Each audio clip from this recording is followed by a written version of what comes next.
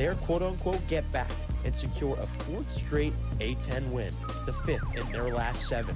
It's the traveling Davidson Wildcats and the hosting Fordham Rams, and it's next on WFUV Sports.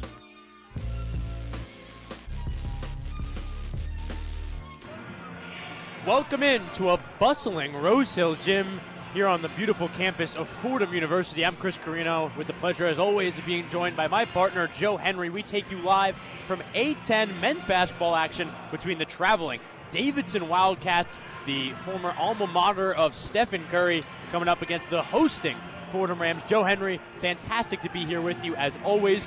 We were here for an inspiring win at home over Loyola Chicago. Fordham held on after a resurgence in the second half from Loyola Chicago. That was a big win for the Rams. This one would be even bigger.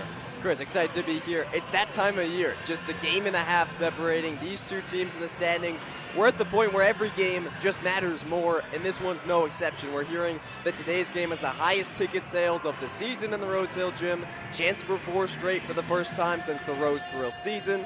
People are realizing that something's brewing here in the Bronx. It's a big-time prove-it game against a team that beat you just a month ago. Yeah, absolutely. As you just said, winners in their last 3, looking for 4 straight today, winners in 5 of their last 7. It was a rough start for Fordham in the beginning of A10 play. They've really found their footing, and found their footing in a big way. Joe, specifically at home, it's been a challenge. These games become so much more valuable. Absolutely, and it's a team starting to find ways to win games down the stretch. We saw maybe the tail end of that long stretch in which Fordham could not claw past better opponents early on in A10 play, despite outplaying them for 30-plus minutes.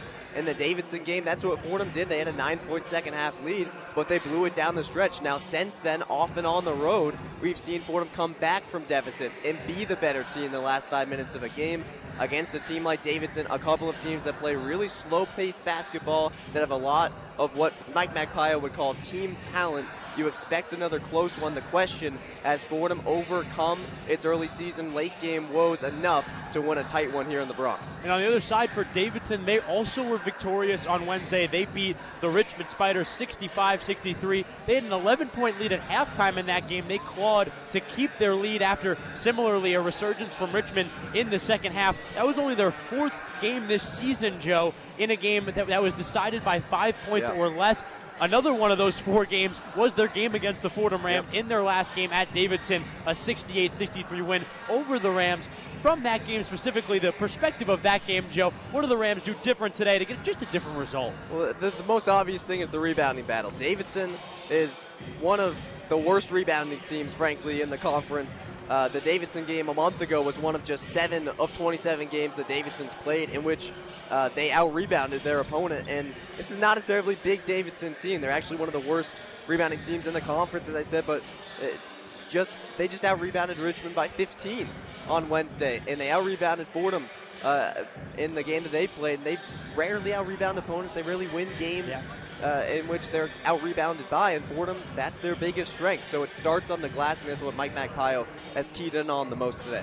In their first matchup this season, Fordham outplayed Davidson for a large portion of the game. A large part of Davidson's game, what makes them so good, is their three-point shooting. They're 37% as a team from deep. That's second in the A10, 27th in the country. But to the point I almost just made, Joe, they struggled from the three-point line in the first matchup. That gave Fordham a chance to really stay in and even lead Davidson for a large portion. How do they do that again today, and whose shoulders does that rest on the most? Yeah, I think it's going to be really interesting to see what Fordham runs out there defensively. It was a lot of man-to-man the last time against Davidson, but the 2-3 zone has grown in a way no one could have predicted in the past month, and it's suffocated teams defensively. Loyola only scored 59 points. That's the lowest scoring output by an A10 opponent of Fordham this year. That was on Wednesday. So the 2-3 zones worked a lot, but the one time recently we've seen it get exploited is by St. Joe's shooting from deep on the left and right wings to exploit the holes in that zone. So the question, can Fordham's 2-3 zone do enough defensively against a Davidson team that loves to shoot the three and does it at a high clip? As I said, we take you from a bustling Rose Hill Gym, the Fordham community excited about their team playing well. We'll see if that success can continue this afternoon. It's Davidson and Fordham, a 2 o'clock tip-off in the A10 with a lot of implication with that A10 tournament right around the corner. We'll take you right back to the Rose Hill Gym just before tip-off. But first, we're going to take you to our conversation pregame with head coach of Fordham men's basketball, Coach Mike Magpie. Take a listen now. Coach, coming into this one, an inspiring win on Wednesday. What did you like about just how well your team played in the first half, and then what did you like in the second half with the resiliency of your squad? Yeah, there was some beautiful basketball in the first half. Ball was popping. There was great pace. I think that we had some transition offense opportunities, which is like another layer of offense we're trying to develop and how we're trying to evolve as the season goes on and making guys guard Christian and Day and some of our post touches and early action. And there was just an aggressiveness, like Akira hunted some threes out, started 3 for 3. We were just really forceful. Obviously went up 19 and kind of went for the kill there, tried to call a lob play, Christian a roar, and nearly had it. And then, got a little choppy there, credit to the opponent for playing zone and getting us out of rhythm. But in the end, we made the plays down the stretch to get the win, and that's all that matters, and it was a big win for us. Yeah. This is the second time that you're playing a team twice, but it's the first time that you're playing a team that you lost to the first time. How does that kind of color your preparation and what you're saying to the guys before the game? Yeah, there should be no motivation needed. I think the guys, they're ready. I think we should be ready. There's multiple reasons why, but I think when a game that we thought that we were really comfortable at 9-point lead, 40-31 in the second half. Not really comfortable. We were in good shape, playing really good basketball, executing the keys, and they came back and got the win. And still a good game, a really close game. The key for us actually, it's obviously no threes for Davidson, which they're top 100 in 3-point attempts, and that's what they do, and they're top 50 in 3-point percentage. But they pumped us on the rebounding on the glass in that last game. And we went back to our keys and how we grade our keys in that past game, and we had A in guarding the three, and A in just in transition defense, and it was D- in rebounding in that game. We really did get punked on the glass, so we made that the number one key. Like, they got to come in here and feel a physicality in Rose Hill. And Coach, in this last 4 to 6 games you guys have played this run, you've been on your 2 freshmen from down under have just been fantastic, whether it's true freshmen, Rorikor, or redshirt freshman, Abbas Bodija. What do those 2 guys bring to your team, and what will they continue to bring to your team in the future? Yeah, well, we've talked about Roar's fearlessness, and I think Abbas is he's a scorer. He has a scorer's mindset. And so next to Rikus, who's been scoring at times, but who's more of like the dirty work guy, lunch pail guy, do everything right guy.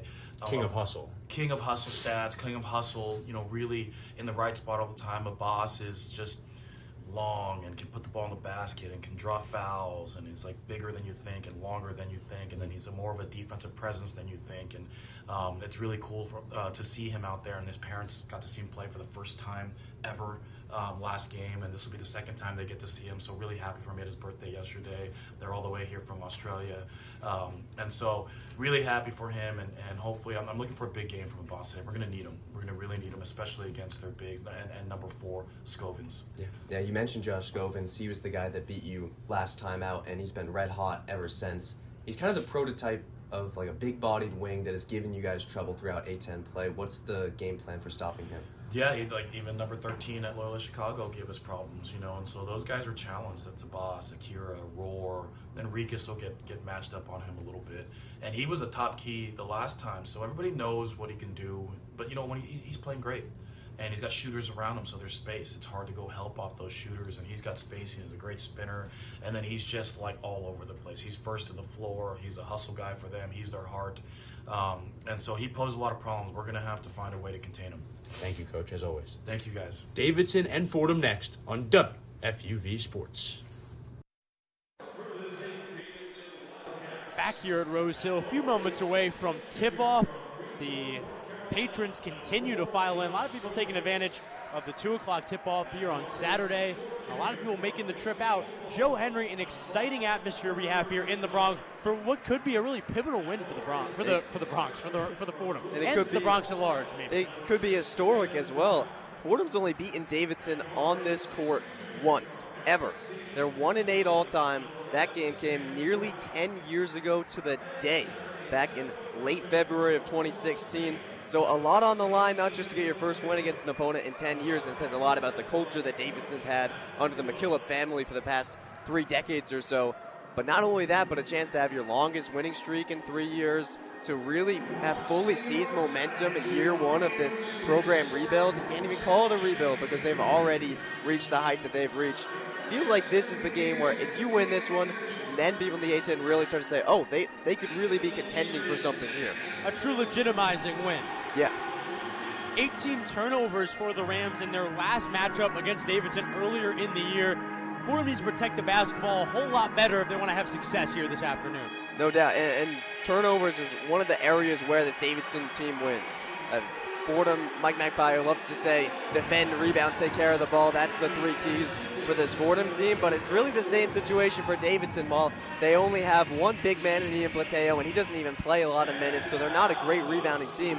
They most certainly defend, and they most certainly take care of the ball, turnovers-wise. It had started to become a problem for the Wildcats before they played Davidson. You thought maybe that's somewhere that Fordham could exploit when they went down to North Carolina in late January, but since then, it's been really a strength. I think they have the lowest turnover rate in the entire Atlantic 10 in the past month, just 10.5 turnovers per game. So Fordham's going to need to find a way to force more turnovers, which is something that they have started to do. They forced 12 plus in 6 straight games. This was once a Fordham team that ranked bottom 60 in the country in turnovers forced, and the Rams starting to be a little bit more consistent, taking care of the ball. But Chris, maybe the number one reason besides rebounding that Fordham lost that Davidson game a month ago, because Day-Day Reeves, Chris Henry, and Kingston Price really struggled to take care of the ball. The X factor, can your guards be careful when they have the ball in their hands and exploit the mismatches that they should have against a Davidson defense that really doesn't have any guard with the athleticism necessary to stop guys as physical and crafty as Day-Day Reeves and Chris Henry. That last statement you just made there, I feel like we almost heard that verbatim from Coach Magpie before the game. In one of his answers, Coach Magpie also talked about trying to get to a faster pace. Fordham, as you said, playing one of the slowest paces in the league. They would like to improve Davidson even slower. Wow. Which is crazy because Fordham has kind of, I don't want to say lucked into it, but for whatever reason, the A-10's been a really slow conference this year. With the exception of like a St. Louis who just sprints out, and that's the one team that blew out Fordham. Every other team plays pretty slow. Davidson plays even slower than Fordham, which is really beneficial for a Fordham team whose half-court defense has single-handedly won it games. When teams push the pace in transition, that's when they beat Fordham. Davidson doesn't really do that. When Fordham sets its half-court defense, teams have really had a lot of trouble getting the ball inside and then out to the perimeter. That's what Davidson wants to do. They want to get the ball in to Josh Scovins and then work outside from there. Moments before tip-off, just a few moments before tip-off, Davidson trotting out of their huddle in their sideline in their away red. It's a pure red with white decal on the side, the DC decal, the DC logo that comes with Davidson College, 3 black stripes at the bottom of their red trunks. On the other side, it's the plain white, the uniform we've known to love, the plain white Fordham home uniform, names and numbers in maroon. And we're just about set, ready to go. It'll be Josh Scovins, the guy who had 19 points against the Rams last time. He'll be in that starting lineup along with Fredrickson, Plateau, and the 2 Browns. On the other side for the Rams, it's Day-Day Reeves and Christian Henry, the normal backcourt, and in the front court, Akira Jacobs, Rikas Schulte, and of course, the guy replacing the hurt Jack Whitbourne, Abbas Bodija. A return game for Rikas Schulte, a disappointing first game this season against Davidson. He's looking to get a little bit get back, as the kids say, Joe. Top of the key, Brown driving right side of the lane, bumps Abbas, hits a mid-range jumper. Good from 7 feet, and Brown has Davidson out to a 2-0 lead. This is where Fordham has to be careful. Davidson doesn't have a ton of size, but Fordham, with playing a 6'10 guy at the 3 and Akira Jacobs, it's going to create mismatches that the Davidson guards can exploit. Reeves gathers on the top of the Fordham logo. Pass to Rikas Schulte. Schulte has it, right wing.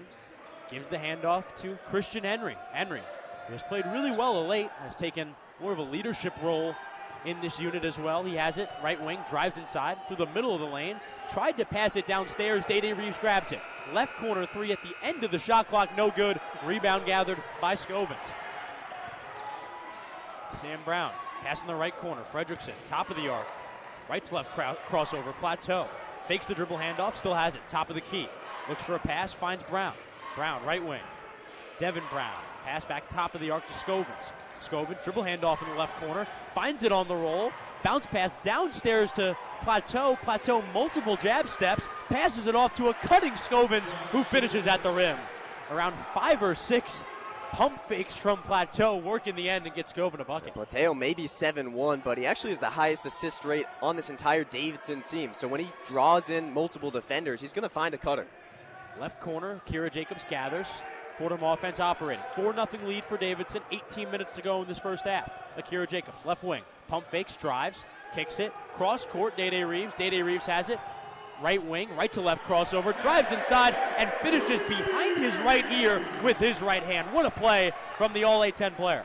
2 possessions, 2 stalled possessions, but Day Reeves the guy you want with the ball in his hands when the shot clock dwindles down. Abbas Bodija poking it away, gets it to Day Reeves. Day Reeves in transition, pump fakes, turns around, gets it to Christian Henry on the perimeter. Back to Day Reeves, who has it poked away out of bounds, and it'll stay with Fordham. Meant to mention it around 2 possessions ago. Fordham with a really quick substitution. Abbas Bodija coming out almost immediately in favor of the true freshman Roar Core. What's up with that, Joe? It doesn't look like Bodija is injured. That's really the earliest we've seen a substitution all year from that Kyle. The earliest I've seen a substitution in my Fordham career, men's and women's, I think. That was impressive. Christian Henry gets it on the inbound for the Ram offense. Gets it to Day Reeves, left wing. Coming off a pin down, pass downstairs to a cutting Roar Core who loses the ball. Ball now going the other way. Davidson in transition offensively. Brown has the top of the key, was poked from behind by Roar Core, but a foul called on a Core. It'll be a reach-in foul on the true freshman. The Fordham crowd didn't like it, but it'll be a foul nonetheless and an inbound for Davidson. Well, Core's had some foul troubles in recent games. He fouled out against URI. He had 4 fouls against Loyola Chicago. That one coming from behind after being the last guy down the floor, falling down the last possession. I thought he had a clean strip of the ball. Ian Plateau has the top of the arc, gets it on the left wing to Brown. Sam Brown cuts in, stops at the free throw line, passes it back out to Brown. Devin Brown. Brown harassed by Roar Core in the lane, and a Core picks up the held ball. A Core harassing Devin Brown in the lane and picked up the ball just enough to get the held ball. Fordham ball on the possession arrow. He may commit some fouls, but that's because he's such an active and handsy defender. And with the length that Core has, he makes things really difficult. He's got a lot of held balls in A10 play. After the Core play, Fordham has it offensively. Rika Schulte, right-handed floater, no good from the right block, but it'll be a foul on the floor on Davidson, and Fordham will get another shot offensively. Goes against Josh Scovins, who was trying to box out Akira Jacobs, who was sitting on the right side corner, but offered the shot from Schulte, read it perfectly, timed it perfectly, sprinted in from the baseline, and Scovins had to kind of clothesline him a little bit to keep him off the trajectory of the rebound. 4-2 Fordham lead, 16:51 to go in this first half. Pass off the inbound, Day Reeves, left corner. Reeves spinning right. Pass up top to the newly checked in Louis Lesmont. Gets it to Christian Henry, right corner, drives inside, kick out to Rika Schulte. Schulte has it, left elbow, drives inside. Left-handed floater is good. Missed with the right hand, but got the left hand to go. Schulte gets Fordham to a 4-4 tie, 16:30 to go in the first half. Plateau, pump fakes, gets Schulte in the air, drives inside, kick out, right corner Brown. His 3, no good, rimming out. Rebound on the left hand from Akira Jacobs. Fordham offense going the other way. Henry on the right wing, receives a Jacob screen, going left. Henry looks for a pass, finds Schulte.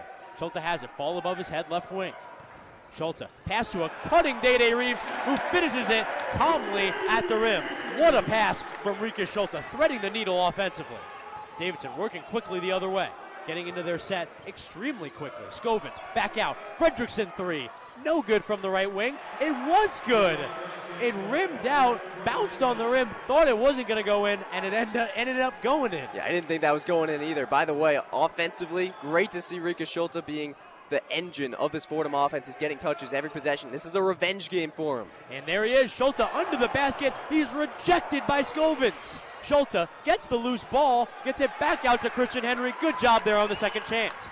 Receives applause from the crowd. Henry now working on his defender Brown. Inside, 3 seconds on the shot clock. Puts up a shot, no good at the rim, but he'll go to the line for 2. Nice job using his body there. What Coach Mike Pyle called the most physical guard in the conference, It's Christian funny. Henry. He said, I'm so hard on Chris that I kind of smirked when I went up to him in practice yesterday and said, hey, I'm going to tell you something good.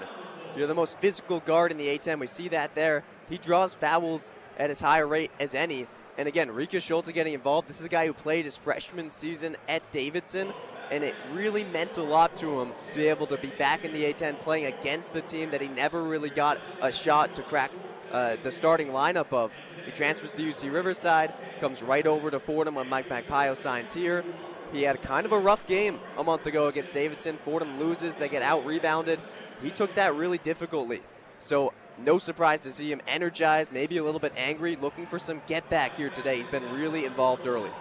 And Rika Schultz struggled in their last game, 0 of 7 from the field on Wednesday against Loyola Chicago. Joe, before that, in his last 41 field goals prior to that game against Loyola on Wednesday, he was 30 for 41. That's 73% in 6 games. He was playing really well. Wednesday was a bit of an anomaly, but Schultz has really turned the quarter, especially offensively, Joe. Something I think Magpayo even alluded to before the game, maybe doesn't come to him naturally. Yeah, because he has the best team, he has the best personal defensive rating on the team. So when he's on the floor, the team's defense is at its best.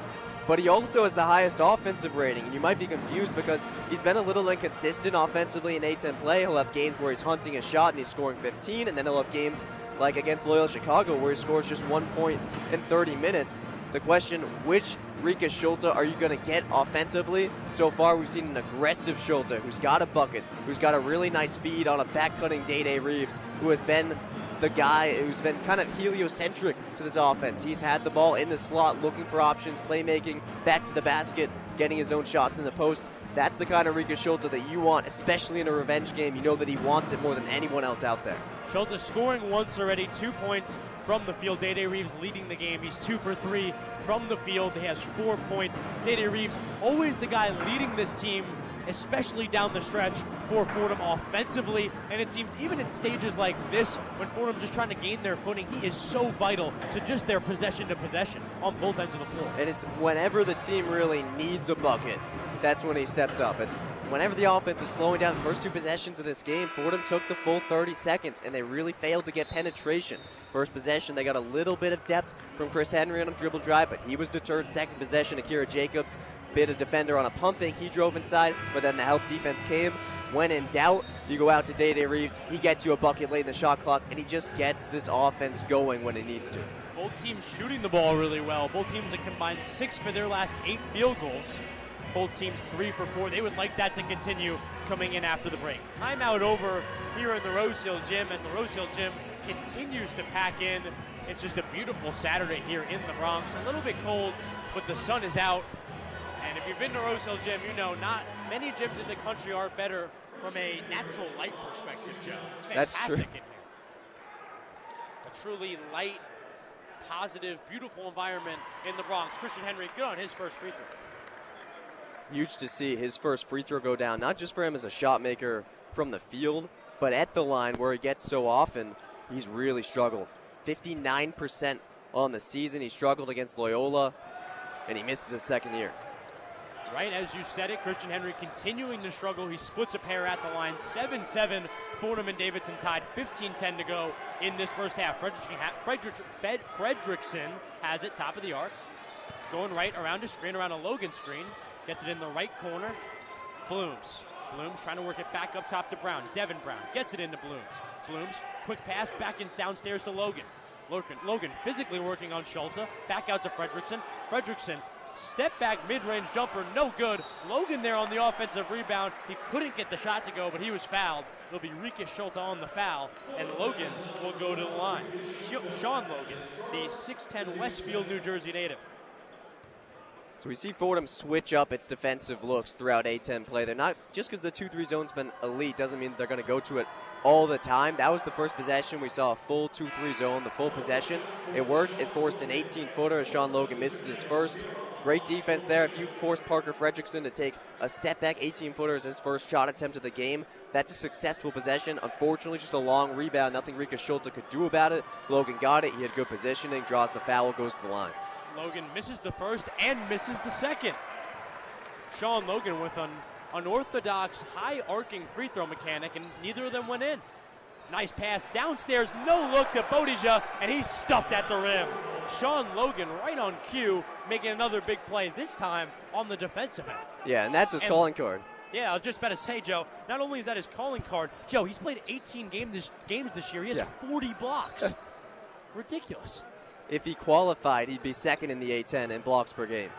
Just a ridiculous clip he's getting those blocks at. Christian Henry now operating on the second chance for the Fordham offense. Has it at the left block, spins left, goes to the rim, fouled on the shot by his defender, and a helping Logan sent that one into the third row as well. He just can't get enough of it. Won't count as a block, but whenever you can reject a shot after a foul and ensure that it's not an and one, you'll take that. Right, and we don't have, here at Fordham, we don't have men's volleyball necessarily, D1 men's volleyball. This sort of guy would be just a weapon in that sport.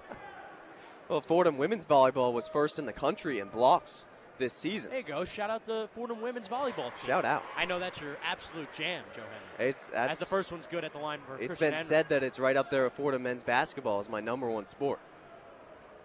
Done a fair share of their games on ESPN Plus throughout the last couple of years. The second free throw no good from Christian Henry as well. Rebound brought down by Devin Brown. Brown will bring it up for the Wildcats offensively. Brown gets it to Fredrickson. Fredrickson back to Brown. Brown gets it to Logan. Logan working it around in an array of passes. Gets back to Logan under the basket, who finishes on a shot plus the foul. Abbas Bodija fouling him from under him on the jump up from Logan, and Sean Logan completing the shot plus the foul. Big offensive play from Logan. Absolutely. It's interesting because Logan he's a senior, but he's thought of as being a really undisciplined defender. He commits some bad fouls. He had a really awful foul at the end of that Richmond game that almost lost them the game, allowed an and one on a midi to Aiden Argabright, the freshman from Richmond. But offensively, we've seen on 2 straight possessions, he gets the ball and he immediately goes up with a shot, recognizing that his defender is out of place, and if he just leans into him, he's going to draw the foul. Another missed free throw for Davidson. He's now 0 of 3 from the line. Sean Logan. Now Fordham offense working the other way. Christian Henry going right around a Bodige's screen. Has it at the right wing to Day Reeves. Deep on the left wing. 10 steps beyond the three-point line. In the left corner to Akor. Akor ripping left, driving inside. Now backing down with his body, his defender. Back out Christian Henry. Henry, an array of stutter steps, drives inside, shows the ball, pump fakes, and then shoots. No good at the rim. Off back iron. Blooms the other way for Davidson. Davidson. Adam gets it, right wing. Stops, back out to Blooms. Blooms to Devin Brown on the left wing. Up top to Fredrickson. Fredrickson rips through right and rips through aggressively enough to pick up the foul on Day Reeves. Day Reeves on the reach-in foul for Fordham. Inbounded by Davidson. One word that comes to mind when you describe Davidson, not just this year, but over the past 3 decades under Bob McKillop and now Matt McKillop, the new head coach for Davidson, savvy. They play like an NBA team, not in terms of their pace. They're not going to sprint out in transition and take the first 3 that they find, but they know how to draw fouls. If someone reaches their hand out, they're going to swipe right through, draw that foul. Fordham up to 4 team fouls really early on. Davidson can get in the bonus. They're a bad free throw shooting team, but if they make their free throws similar to Fordham, that's how they win games. Blooms has it, top of the arc, left to right crossover, now spinning left, mid-ranger, no good, a step inside the free throw line. Fordham controls. Louis Lesmond has given Fordham some good minutes defensively and rebounding. His positioning has been sound. Reeves to Akor, left corner, his 3, no good off right side of rim. Rebound brought down by Logan. Blooms moving quickly the other way for Davidson. He drives to the rim, almost loses the ball. Back out to Adam. Adams 3. It's good. Hunter Adam, the New Zealand native, gives his team a 4-point lead. 12-8, 12:36 to go in this first half. Adam's an odd Matt case. McKillop in defensive stance on the sideline for his team. Adam has the best team offensive rating when he's on the floor. So when he's out there, this team is clicking on all cylinders, but he barely gets any minutes. He gets the 9th most minutes on the team. He's an X factor. Lesmond to Day Reeves, left wing. Step back 3, no good. Almost missed the rim entirely. Davidson now has it the other way. Davidson really building momentum. 12-10 to go in the first half. 12-8 Davidson lead. Blooms up top to Logan. Logan plays it on the left wing. Joseph. Manny Joseph. Joseph's harassed. Marcus Green on the help defense, stole the ball away. And a foul in the backcourt on Davidson. What a play by Louis Lesmond, forefronted by great on-ball defense from the captain, Marcus Green, the Hawaii transfer. And that woke up a crowd that I think is the biggest that we've seen all year, maybe with the exception of Kids Day. Hard to say. I think it's even bigger. The non-student section is totally packed. The student section beginning to fill in. It's breakfast all day here, no pun intended, in the Bronx. And of course, it's Louis Lesmond getting them riled up because they know how much Louis Lesmond has struggled this season. But in recent games, he's found a way to impact the scope of things, specifically in the first half there. He comes over and helps defense defending his man on a ball screen. He blows the screen up, and then he rips down, steals the ball, recovers, draws the foul. That's the kind of play that can spark your team when you've gone scoreless for the past 2.5 minutes, when you've scored only 8 points in 8 minutes, when you're off to, really with the exception of that Loyola game, yet another, as we've seen all season, slow start offensively. Fordham Rams trailing the Davidson Wildcats 12-8, 11:54 to go in this first half. We're going to send it to the Rose Hill Studios for a one-on-one scoreboard update with Max Langer. Take it away, Max. The one-on-one scoreboard. Taking a little trip around the A10, last night St. Louis took down VCU 88-75 to claim a stranglehold on first place in the conference as we approach the A10 tournament just about 2.5 weeks from today. And 4 other games today away from the Bronx. Duquesne and Dayton tipped off at 2 p.m. from Ohio. That one is currently 17-13. Dayton leads with just over 13 minutes in the first half remaining. Rhode Island and LaSalle getting going from Philadelphia in about 10 minutes. And the A10 nightcap this evening, St. Bonaventure traveling to Richmond. That game tips at 6 p.m. Eastern from Virginia, and we will keep you updated on the score of that one and all the other A10 men's basketball games taking place today throughout this one. Let's send it back to the Rose Hill Gymnasium, and I've been Max Langer with your one-on-one scoreboard update.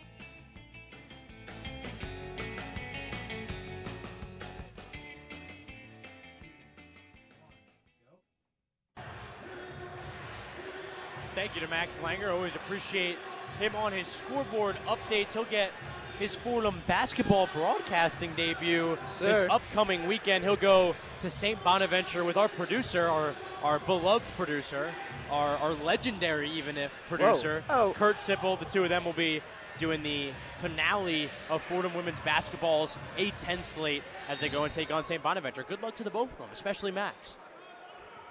Coming out after the media timeout, 11:50 to go in the first half, a 12-8 Davidson lead. Day Reeves, top of the arc on the script Fordham logo. Pass to Marcus Green, curling on the right wing, tries to get it into Bodija, has trouble, gains it back. Green, right wing, gets it up top. Louis Lesmond. Lesmond working on his defender, right to left crossover, mid-range jumper. It's good. Silky smooth offense from the Harvard transfer Lesmond. And see how a defensive stop translates into offensive success. For Louis Lesmond, confidence is the biggest thing. Nick Koval up top. Joseph back to Koval. Now on the right wing. Adams three. It's good. Nothing but nylon for Hunter Adam. And the junior hit his second three and has Davidson out to a 5-point lead. 15-10, 11 minutes to go in this first half. When these teams last met, he was shooting 46% from three on the season, but in A10s, he's only shooting 28%. Yet, he's been 2 for 2 so far today. And on the offensive end for the Rams, an illegal screen call on Abbas Bodija. An unforced turnover, and Davidson will take it over on the offensive end. Not what Coach Magpile wanted to see. Just the second turnover of the day for Fordham, and it's not a live ball turnover, so you're not going to get bit on the points off of turnovers bug, but it's a momentum staller. You finally get a bucket from Louis Lesmond. You had the big igniting play from him a couple minutes ago, and then it all stalls out. On the right wing, Adam again. That one's no good. A little bit of a heat check from the New Zealand native. He has it back on the offensive rebound, kicked back out to Adam. Adam gets it to Devin Brown, right wing. Brown alternates wings to Adam. Adam cuts inside and will get fouled on the drive. A reach-in foul on the defending Marcus Green, and Davidson will continue to control. Out of bounds. Yeah, that's 6 personal fouls for Fordham, so the next puts Davidson in the bonus with 10-plus minutes to go in the half. Wow. A definite hindrance if you want to complete the first half in an effective way. Inbound right in front of the Fordham bench. It's Robert Blooms on the inbound, gets it in the backcourt to Nick Caval. Nick Caval, the PA native, hounded by Day Reeves, top of the arc. Gives it to Joseph, back to Caval, and an offensive foul. The officials say if we're going to call it one way, we got to call it both ways. An illegal screen at the top of the key, and Fordham gets it back. That's Fordham basketball in a nutshell. You might make a brutal turnover on one end that really stalls your momentum, but you're going to get it right back. This defense, as it's done all year, keeping the Rams in this game. Day Reeves taking it up for the Fordham offense. Rams down 5. 10-14 to go in this first half. Marcus Green, top of the arc. Gets it to a cutting Louis Lesmond. No good from the right corner. Way off on the 3. And there's an offensive rebound. Jacobs secured it. Akira Jacobs secures the second chance for the Fordham offense. They reset. Day Reeves, top of the arc. Drives to the left side of the lane. Spins inside. Takes a fadeaway. No good from the mid-range. But he'll go to the line for 2. Another reach-in foul in this one. I feel like we've heard a million whistles, Joe Henry. That was such a high degree of difficulty shot. There was literally no way that was going in. So thankfully, Reeves drew the foul on that one because he got tied up going towards the middle of the lane, and he had his right foot planted as his pivot. So he had to use his left foot to swivel back into the step back. And as a righty, that's incredibly difficult to do. Lucky he got fouled to get 2 here. Day Reeves on the first is good. Not a guy you worry about very much at the line. The 8-10's leading scorer has been fantastic at the line. 75 for 90.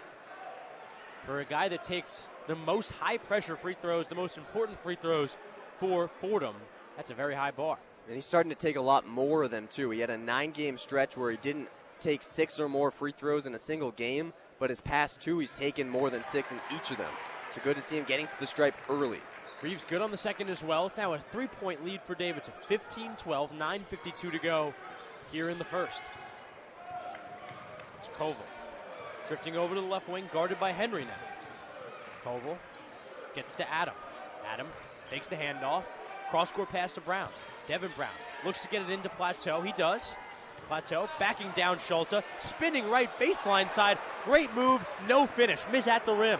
Completely missed the rim. Fordham going the other way quickly. Christian Henry driving to the rim, and he loses the handle. Doesn't even get a shot attempt up. Davidson has it now.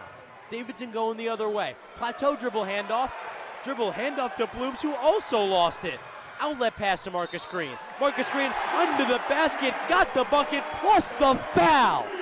The guy they call Cap with a major unorthodox, important play here with 9 minutes left in the first.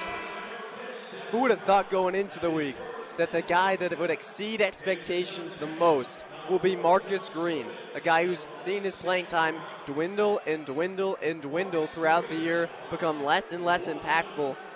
Plus 16 in 12 minutes against Loyola Chicago. Impact plays, he had a steal and a dunk. Very similar here to help force a turnover, and then on the other end, leak out in transition, catch the outlet pass, stop in the middle of the floor, draw the foul, and score. That really energizes this crowd, and now he's going to full court press the other way. Good on the free throw from Marcus Green. Yeah, as you said, Green doing a lot to improve his personal stock here this week. Offensively, or defensively, doing a good job as well. Kick out, left wing, Davidson, pass inside Devin Brown. His floater off glass from the right block is good. Devin Brown getting a much-needed bucket for his Wildcats. They have a 2-point lead, 17-15, 8:40 to go in the first. Now Christian Henry looking at his coach for direction.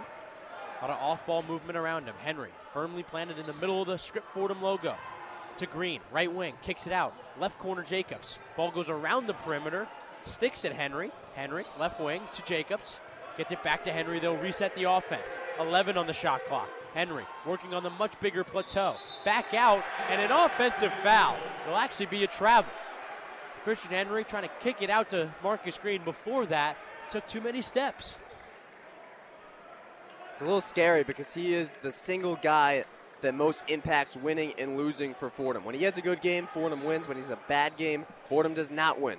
That was his first turnover, but he's also 0 for 2, 2 for 4 at the free throw line. It's been rough sledding, especially for him as a downhill attacker so far in this one. As you briefly mentioned before, a full court press here from the Fordham Rams. Davidson breaks it in the front court, now operating offensively. Blooms inside to Scovins. Scovins rips through and gets the ball taken away. Marcus Green on the steal. Fordham going the other way. Henry bringing it up. Henry working out of the left wing. Pass to Day Reeves. Day Reeves now has it. Drives inside. Stops at the right block. Puts up a layup. No good, but Rika Schulte is there on the putback. And that play is all Rika Schulte. He sealed off the center so that Reeves could get around him for an open layup. He missed it. But in sealing off the center, Schulte gave himself box out position so we could follow through with the putback. Plateau, cross-court pass. Sam Brown has it. Left corner, back out. Devin Brown. Brown going left and then right around a Plateau screen, driving. Cross-court pass to Scovins. Scovins pump fakes on the perimeter, drives inside, puts up a right-handed floater. It's no good. Off the right side of the rim, another stop for the Fordham offense, or the Fordham defense. Fordham with a chance to take the lead. 7 minutes left in the first. Left to right crossover, driving inside. Nice layup attempt with the left hand from Christian Henry. It was no good, but he got fouled on the attempt. He'll go to the line for 2. A timeout called after the foul. Christian Henry with a chance to put his team in the lead. A 17-17 tie, 7:04 to go here in our first half. And thanks to guys like Chris Henry, all of a sudden Davidson has more fouls than Fordham, 8 versus 6. So Fordham's in the bonus the rest of the way. They're getting close to the double bonus here because Chris Henry has been really aggressive driving while he hasn't been super efficient from the field, and he had the turnover. It's good to see him starting to feel out when he should start penetrating the lane, and good things are happening when he does it. Fordham Rams gaining momentum here at the latter stages of the first half. They're tied with the traveling Davidson Wildcats. 17-17, 7:04 to go here in the first half. We'll be right back from the Rose Hill Gym. You're listening to Fordham Men's Basketball on WFUV Sports.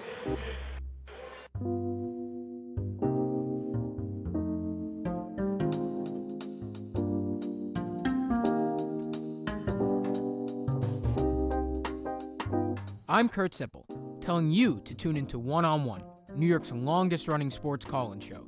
Catch us live every Saturday on our WFUV Sports YouTube Live from 11 a.m. to 2 p.m. and later on 90.7 WFUV from 11 p.m. to 2 a.m.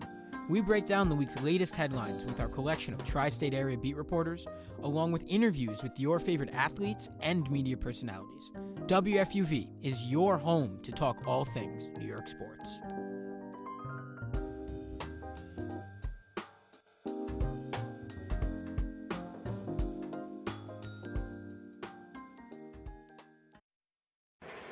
Chris Carrino joined by Joe Henry here in the Bronx. We're going to have your last 7 minutes of the first half between Davidson and Fordham, both teams tied at 17. But first, we're going to send it to our sideline reporter, Izzy Rendazzo, for a report. Take it away, Izzy.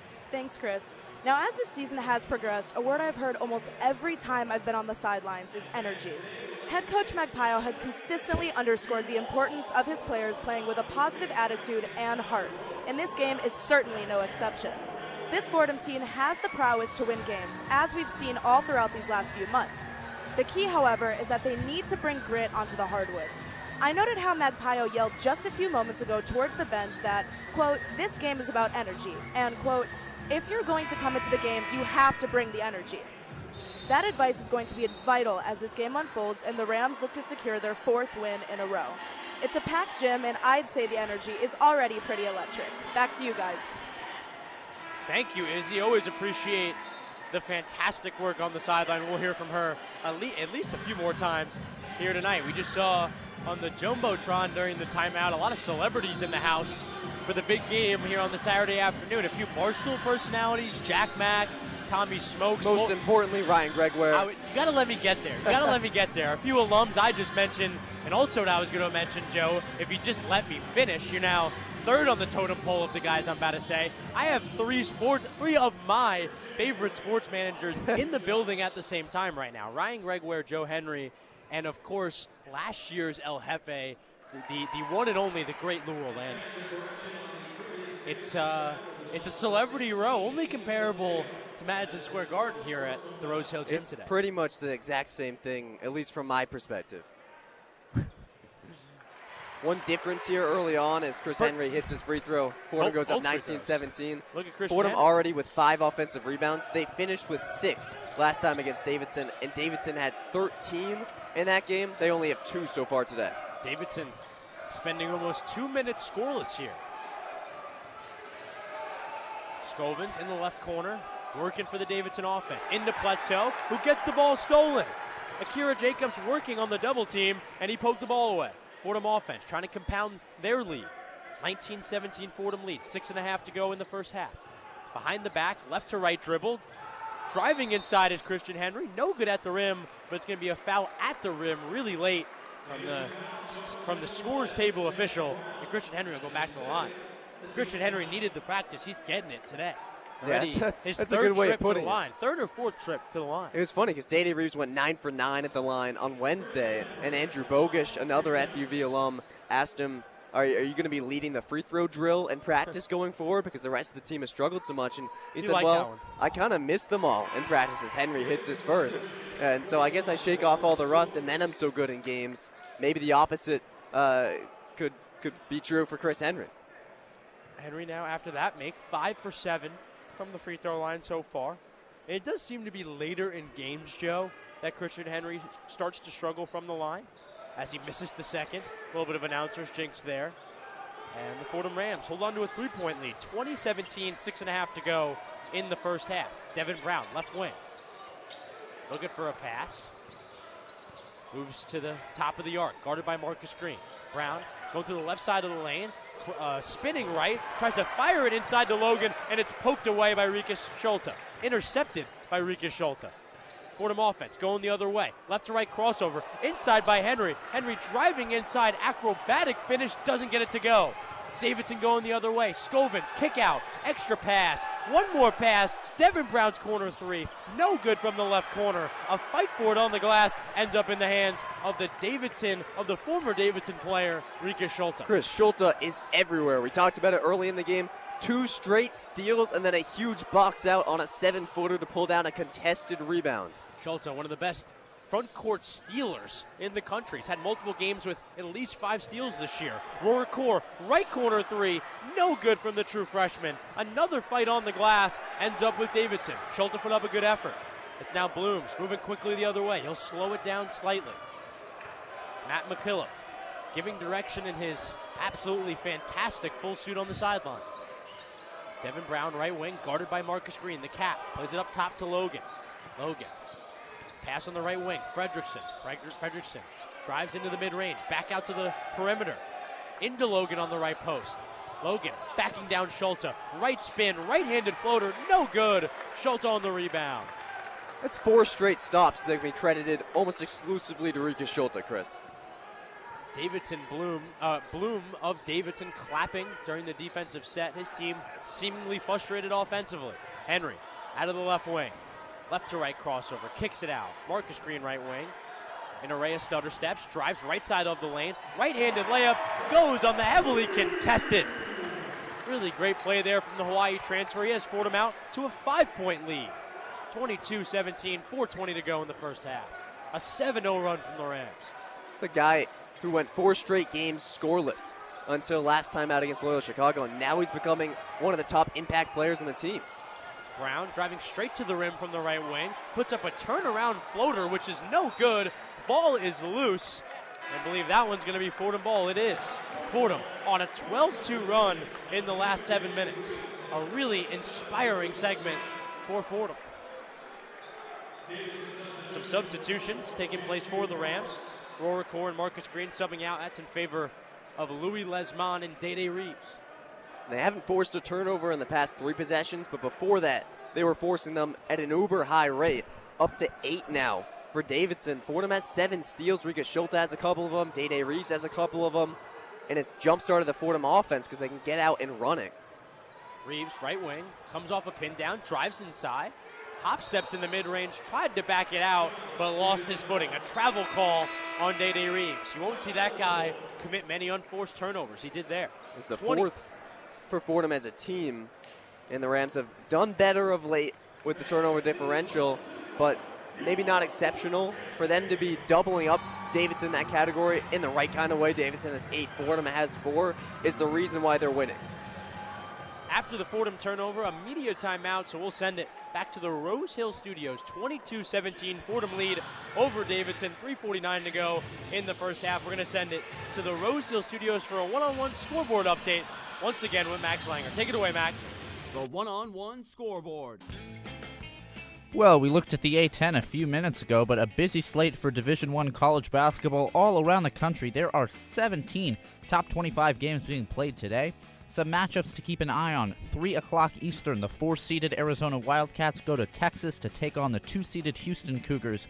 and the top-seeded Michigan Wolverines head to Cameron Indoor to take on the Duke Blue Devils. That game tips at 6:30 Eastern. A couple of other fun matchups, Illinois and the 10-seeded UCLA Bruins from Los Angeles at 8 Eastern tonight, and the 6-seeded Iowa State takes on BYU at 10:30 Eastern from Utah.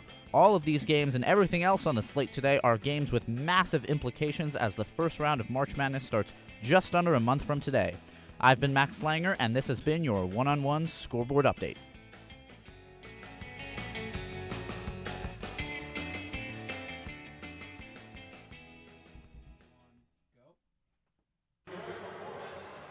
Chris Carrino, joined by my partner Joe Henry. A beautiful Saturday afternoon here in the Bronx. The Fordham Rams hosting Fordham Rams with a 22-17 lead, 3:49 to go in the first half. It has been a wave of momentum for the Rams in the last couple minutes. Davidson going 5:03 the last 5 minutes and 3 seconds without a bucket, and Fordham fully taking advantage of a slightly slow start from the Davidson Wildcats. Yeah, it's nothing new. URI didn't score a field goal for 10 straight minutes to end the game in that overtime thriller. So for Davidson to go 5 minutes scoreless here, that's nothing for Fordham. How about 3:49 more for the Rams? And it's a very Fordham Rams type of run to have only scored 12 points in the last 7:24, but for that to be a plus 10 advantage in that time frame. The offense, it's not clicking on all cylinders, to say the least. But when the defense is this good, you're going to have these long, drawn-out runs. That's how Fordham creates an advantage. Fordham seriously creating a strong defensive identity around the conference. The word will get out if it has not already. Bloom bringing it up for Davidson. Immediately plays it in. Davidson trying to work quick. It's Roberts. Gets it to Bloom's right wing, drives inside, and it'll be a blocking foul. Day-Day Reeves tried to set up for the charge, and he didn't get it. It'll be a blocking foul on Reeves, and it'll be on Bloom. It'll be inflicted on Bloom. It'll bring Blooms to the line, but not as a shooting foul, which is crucial. So it's a 1-and-1, and while Blooms is an elite three-point shooter, he's not an elite free throw shooter, just 65%. What's so funny? The reason I'm just laughing is you see a lot of guys tie their shoes during games. Yeah. You never really see a guy pop a squat on the hardwood. Yeah, he just laid down. Just sat down on the floor in the middle, right at the three-point line, the top of the arc, the highest point of the three-point line, just sat down on the floor almost like a toddler and just started tying his shoes. It made me laugh as you were talking. I apologize. It was rude. And by the way, they reversed it to be a shooting foul, not a blocking, so it will be 2 shots.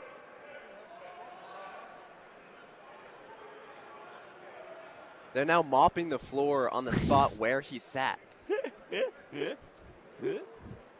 That's good stuff right That's there. elite level trolling from the mop girl.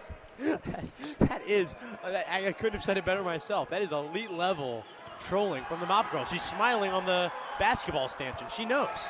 A missed free throw on the second. Rebound brought down by Louis Lesmont. 22-17 Fordham lead, 3.5 to go here in the first half. Henry plays it to Marcus Green. Top of the arc. Green gets picked up on a double team. An array of passes. Gets to Jacobs. Left corner three. No good. And a few bodies on the floor for a loose ball. And eventually ends up with Davidson. Davidson going quickly the other way. Blooms stops at the right wing. Behind the arc. Guarded by Lesmond. Pass in the left corner now. Roberts. Cross court to Adam. Adam has trouble with it, and it's stolen by Schulte. Another steal from Rikus Schulte. Henry gets it in transition. Tried to dump off pass to Akira Jacobs. Hit it off his foot, but it'll stay with Fordham.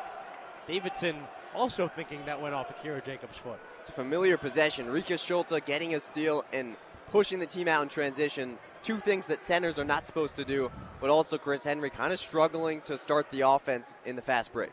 Henry inbounding it on the baseline to Louis Lesmond, deep on the right wing. Now to the other wing, left wing for Marcus Green. Marcus Green going left around to Schulte screen. Gets it back to Lesmond. Lesmond has it, top of the arc. Gets it to a rolling Schulte, who slams it at the rim. A 2-handed slam from the Davidson transfer, Rikus Schulte, and he has him and his team fired up here down the stretch.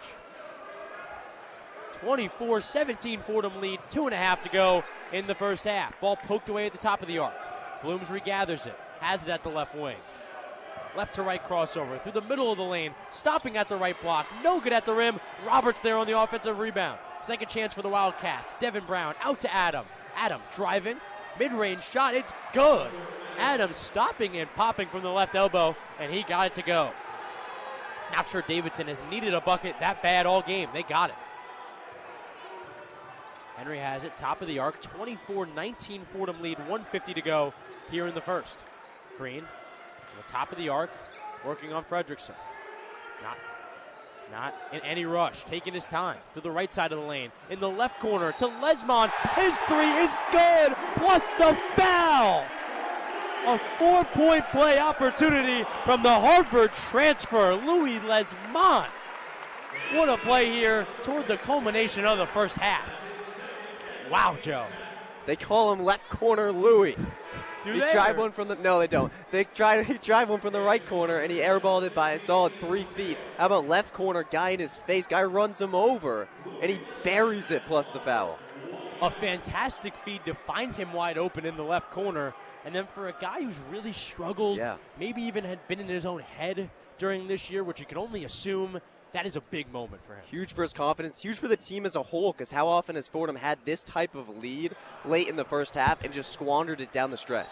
And he misses the free throw, can't complete the 4-point play. It'll be out of bounds. It'll stay on this side with the Rams. Actually, it won't. It will go the other way. It'll be Davidson's ball.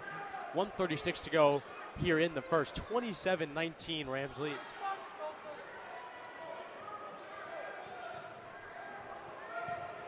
Nick Koval, guarded by Marcus Green in the full court. Green guarding from 94. Koval inside, Scovins. Scovins picked up on the double team. In the left post, backed out to Brooms. Blooms to Fredrickson. Fredrickson goes right around the screen. 3-pointer taken, no good. Offensive rebound secured. It's Plateau. Back out, Fredrickson. Fredrickson drives, puts up a heavily contested layup. No good at the rim, but a foul on the layup. That one will be on Marcus Green. Fredrickson will go to the line for 2. Trying to cut into this Fordham lead here down the stretch in the first. I think you live with it. Fredrickson has had life made really tough on him. He was probably the number one key going into that first game. I'd have to imagine Josh Scovins is number one key now because he scored 19 against the Rams last time out. But when Fredrickson scores 10-plus points, the team is 11-3. Chris, he's only got 3 points, and he's had to take some really tough shots. He just missed a free throw there. Clearly not in a good offensive rhythm. Bodes really well for Fordham, who in that possession went to the 2-3 zone and really stymied Davidson, but otherwise during this run has run a lot of man. Really no matter what they do, Davidson has had a ton of trouble penetrating and getting good looks from distance. Now, I don't know if this can be right, Joe. Is that the first free throw Davidson has made? Were they 0 of 6 before that? Wow. No, That you're is right. Just ridiculous. My goodness, for a team like Fordham that has struggled from the free throw line this year to struggle that much against them, that is tough. Christian Henry snaking through the lane, giving a pass to a cutting Akira Jacobs on the baseline, who slams it at the rim. Rose Hill continuing to gain momentum. Fordham playing well. 47 seconds on the game clock, 29-20 Fordham lead. Blooms get it to Scovins, left wing. Scovins kicks it out to Plateau. Multiple Rams falling. Mid-range jumper, good from Blooms. Blooms gets that jumper, claps immediately. Big bucket for the Wildcats. 29 seconds on the game clock. 7-point lead for the Rams, 29-22. Rams going to have a final shot. No time separating the game and shot clock. It's going to be one final shot for the half. Rams trying to make that lead bigger. Henry, top of the arc, on the left wing now. Deep on the left wing. We're going to go right around a Schultz screen. One-on-one, top of the arc. Driving right of the lane, stopping at the right wing, and a travel. A travel called on Christian Henry, which is really frustrating for Coach Magpile. He's upset on the sideline.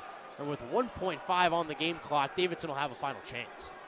Difficult because you want to hope for the final shot. So you want to have the guy you trust with the ball in his hands, and Danny Reeves isn't out there. But when you take 29 seconds dribbling and then commit a turnover at the very end, it's just frustrating because there's no ball movement. You didn't create a shot. I felt like you did a lot of work just to make sure that you didn't surrender the ball, and yet the other team's going to have one last shot. And it's going to be, as Joe just said, one last shot for Davidson, 1.5. So a second and a half. They have to go the full length of the floor, inbounding it under the baseline. It'll be Devin Brown on the inbound. On the right side of the baseline, he'll send a one-handed heave into the backcourt. It'll be tapped by Rike Schulte. It'll stay with Davidson. They now get to advance the ball And with .8 on the game clock, they'll get a final shot in the front court. Now what you wanted to do, if you were the Rams, Coach Mike Magpayo irate going into the timeout specifically at true freshman Roller Court. Yeah. Just so you drew it up, I guess. Just throw up a Hail Mary and hope that it goes off of Fordham and out of bounds, get you one last shot. It's a Davidson team that's kind of built around guys who can hit moving threes off the catch. So it's a pivotal possession because the last thing you want, just like Loyola Chicago, last thing you want to have happen is to have such a nearly perfect first half where your defense is so stifling and then to just kind of squander it down the stretch. Fordham had that 19-point lead against Loyola Chicago. I think it was down to 12 at the half, 33-21. Very similar situation here where you had a 9-point lead. Boy, would it be painful if that dwindled to just 4 at the half. The Rams are no stranger to leads dwindling, just overall dominance in games dwindling. They don't want to have a similar story this afternoon. 29-22, Fordham lead by 7.8 on the game clock. Davidson in the front court. They don't got to move far. Devin Brown right in front of us, deep on the right wing, inbounding it from the out-of-bounds line.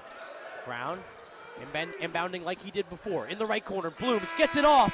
No good at the rim, and that'll be how our first half ends. 29-22, Fordham leads the Davidson Wildcats after a first half. Joe, an impressive first half here in the Bronx. With 8 minutes and 52 seconds left in the half, Devin Brown hit a jumper, and it put Davidson up by 2. They scored 5 points in the 9 minutes that elapsed after that. And Fordham went on a huge 14-5 run to close out the period. It wasn't perfect. Look, 29 points in a half, that's not a good offensive half.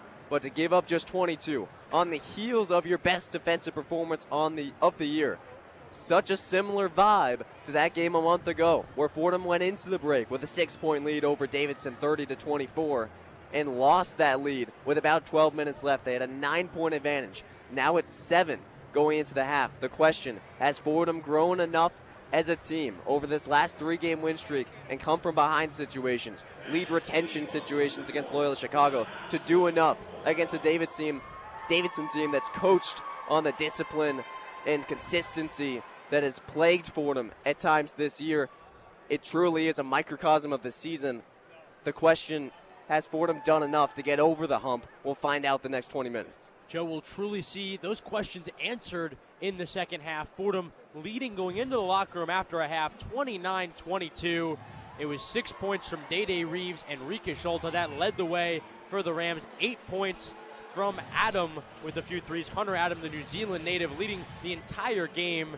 And 4 for 5 in their last 5 field goals for the Rams. On the other side for Davidson, they're 1 for their last 5 3-point attempts. It's two teams trending in different directions. But, Joe, as you said, things can turn around and change just so quickly. No doubt.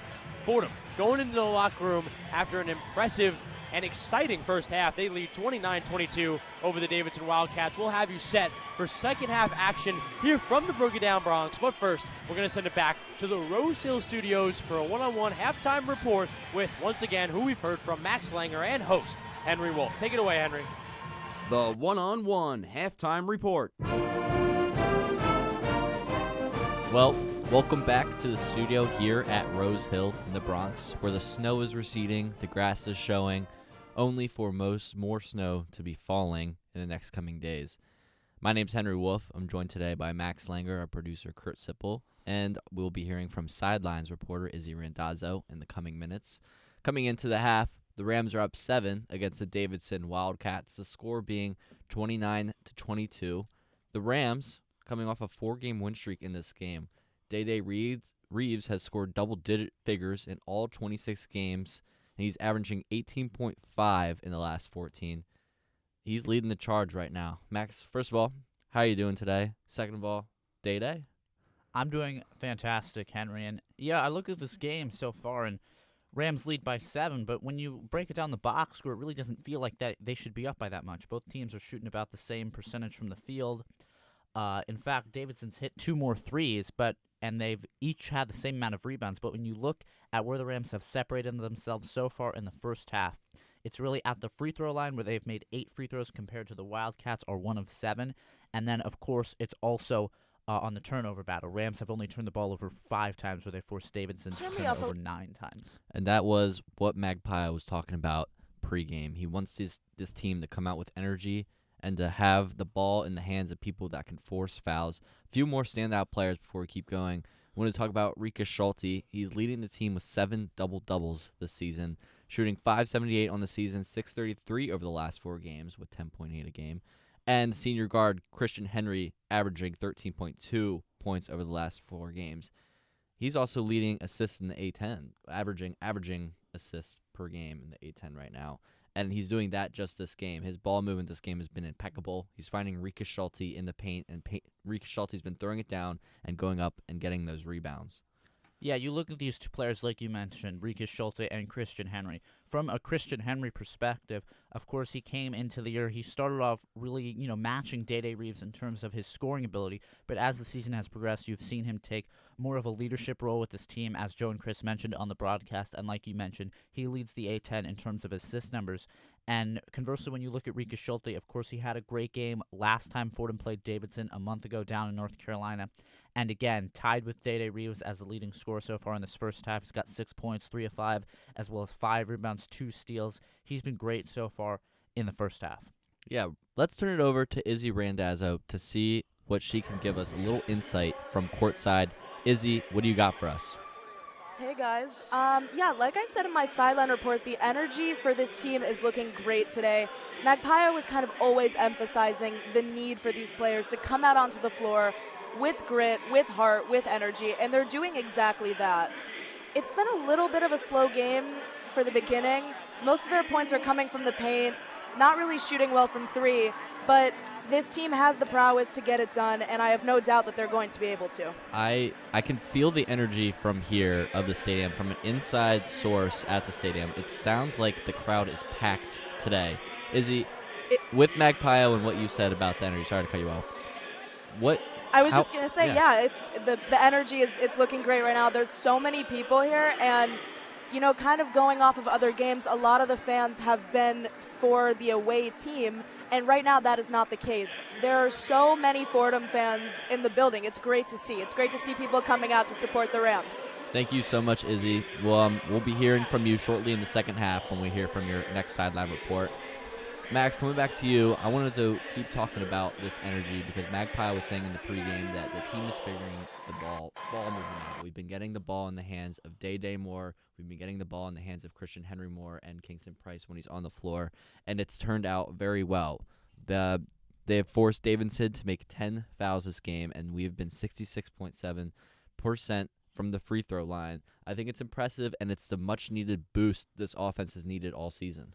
Yeah, I think definitely when you look at the Rams' offense, it's been great. Obviously, you want to improve on that three-point shooting numbers. Akira Jacobs has not been great from three-point. Usually he's the guy that sort of leads the charge from out there on the perimeter. So far in this one, 0 for 1 from three-point range. You can probably expect him to take more threes in the second half, especially because both Akira Jacobs and Coach Magpie have been really pushing him to take more shots so far this season. So I would expect we would see that as we move forward in this one. But you've also gotten help from Davidson, right? Only 1 of 7 from the free throw line. You can't expect that to continue. So moving forward for Fordham in this one, I really think just keep doing what they're doing. Obviously, they've won 3 straight. They're on a high. First time they've done that in 3 years. So I think, honestly, all in all, when you look at this first half, you got to be extremely happy with where you're at from a Fordham perspective. I totally agree. I think their lack of turnovers this game has been key. They only have 5 to Davidson's 9, and their lack of fouling, their Fordham Rams 8 to Davidson's 10.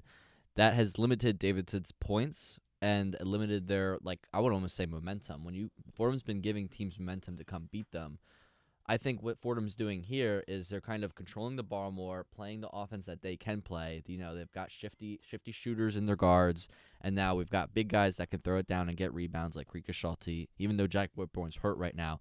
I think the key right now is, do they have to keep this kind of play style going in to the second half, even though they should know Davidson's going to come out, limiting their fouls, limiting their turnovers, or do we see some kind of, unique shifts around from Magpie that could get some different styles of play to kind of throw off the Davidson defense a little bit? Yeah, I honestly think that right now when you look at what we've seen so far from this Fordham team, sort of keeping the status quo is kind of what they should be going for. And you mentioned their Jack Whitbourne being out, right? I think when he first got injured, it was a little bit of a struggle for the Rams to kind of find those players to produce in his absence, but we have seen that now, especially in the last week, 2 weeks or so, from Rikus Schulte, who's really stepped up and emerged in Whitbourne's role, but also from guys like Louis Lesmond, who started off the season struggling so much. He's really adapted to his new role, and now he's a huge piece. And Marcus Green as well. Some would call him the Jeff Green of this Fordham team. He's really been great so far. 2 of 2 from the field. He's been really effective so far in each game that he's played so far this season. And Christian Henry, maybe not as efficient from the field as some of these other guys, but he's really leading the team and carrying the ball well. Yeah, I like what you said. I like how we're getting into Louis Lesmond a little bit. He had that 3-point shot that turned into the and one. He couldn't convert. But, Max, who would be like your kind of quiet player of the game that could come out and make a statement for Fordham to end up winning this game? I don't know if it's necessarily quiet, but I still have to go with Christian Henry. And this might be a little bit of a hot take, but as much as I love Day-Day Reeves down the stretch, I feel like Christian Henry is the guy who orchestrates it for the Rams just as much. Even though Day-Day's gotten a lot of credits, Day-Day dagger, making the tough shots at the end of the game, I do feel like Christian Henry's ability to lead this team is something that cannot be understated. And typically over the course of the season, he has gotten better as the game has progressed, heated up in the second half, so he's my pick to click. Yeah, I like that. My pick, I think, I'd have to go with Abbas Badija. And he had a double-double against St. Joseph's. He's putting up spectacular numbers as a redshirted freshman. I'm not Coach Magpie at all, but 6 minutes in the first half is not what we like to see, even though we're winning. He's our guy that goes and gets the rebounds right now. He's got like 5 more inches on Rikus Schulte. That's a big difference when it comes to basketball. And maybe that's the difference here. We only have 11 defensive rebounds to Davidson's 12. And talking pregame with Joe and Chris, they were talking about how rebounds were going to be the end-all, be-all of this game. I think Rikus Schulte needs to, fight on the glass and more. It's been very physical in the paint, as we've heard. And a little more minutes for Abbas Badija could seal this game away. Yeah, definitely. I think the Bodija thing is really interesting. I remember at the start of the game, he got subbed really quickly. Joe and Chris said that was the first sort of sub they'd seen that quickly all year, really. So it'd be interesting to see what that was, whether it's injury related. Probably not, since he did come back into the game for a little bit. But Bodija not getting as many minutes as he typically normally does. So I do think it'll be interesting to see that here in the second half, since he's got more fresh legs, if he can provide that boost on the glass that you were mentioning, Henry. Yes, I'm very excited to see how the second half will play out. We've seen plenty of Fordham defeats when we've been up. We've seen plenty of Fordham victories when we've been up. Magpie has a lot to manage here. We've got more minutes to give out. We've got more Day-Day Reeves to watch as the Fordham takes on the Davidson Wildcats. That'll be a wrap here from the studio. We're going to turn it back to Joe and Chris courtside in just a few minutes. As always, this has been a production of WFUV Sports on 90.7. Back to you guys.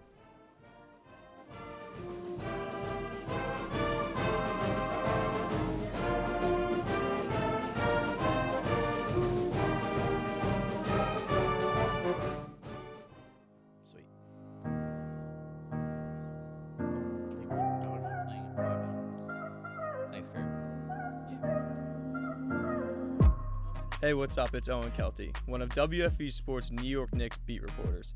Jalen Brunson and the New York Knicks look to dominate the East and bring a championship back to New York. Keep up all season long on my X account at Owen Kelty for all the highs and lows of New York Knicks basketball. WFUV Sports is your home for all things Knicks.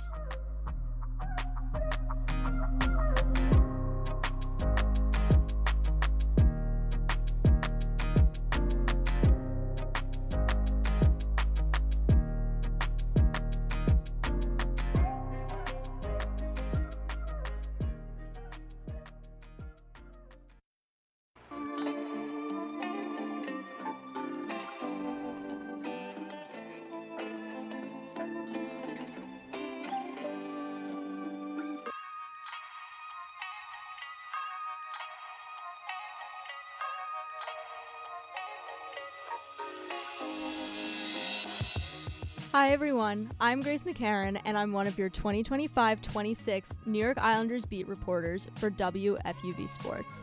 Follow me on X at GraceMcCarran_ for live game updates, features, and other inside content from the island all season long. From the development of first overall pick Matthew Schaefer to incredible saves by Ilya Sorokin, WFUV Sports has you covered every step of the way as the Isles look towards the postseason. WFUV is your home for New York sports.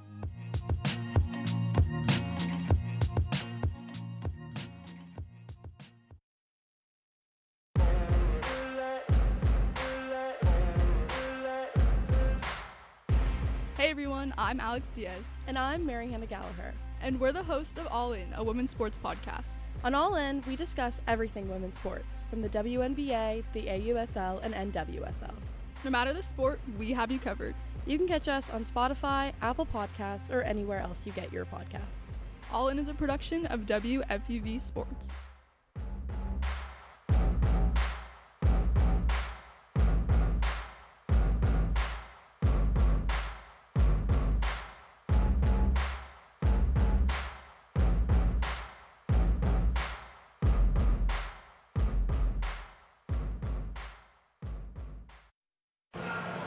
Back here in the Rose Hill Gym, the Fordham Rams with an inspiring first half, 29-22. That's the lead over the Davidson Wildcats, the traveling Davidson Wildcats. I'm Chris Carrino, joined by my partner, Joe Henry. And Joe, one of the keys we talked about before the game was the Fordham Rams protecting the basketball. We talked about that 18 turnover number in their last game earlier in the season against Davidson.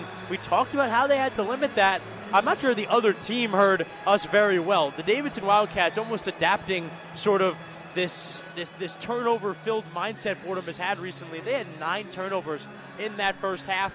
You could say on a positive, no guy on their team has more than 2 turnovers, but 8 Davidson players with at least 1 turnover in that first half.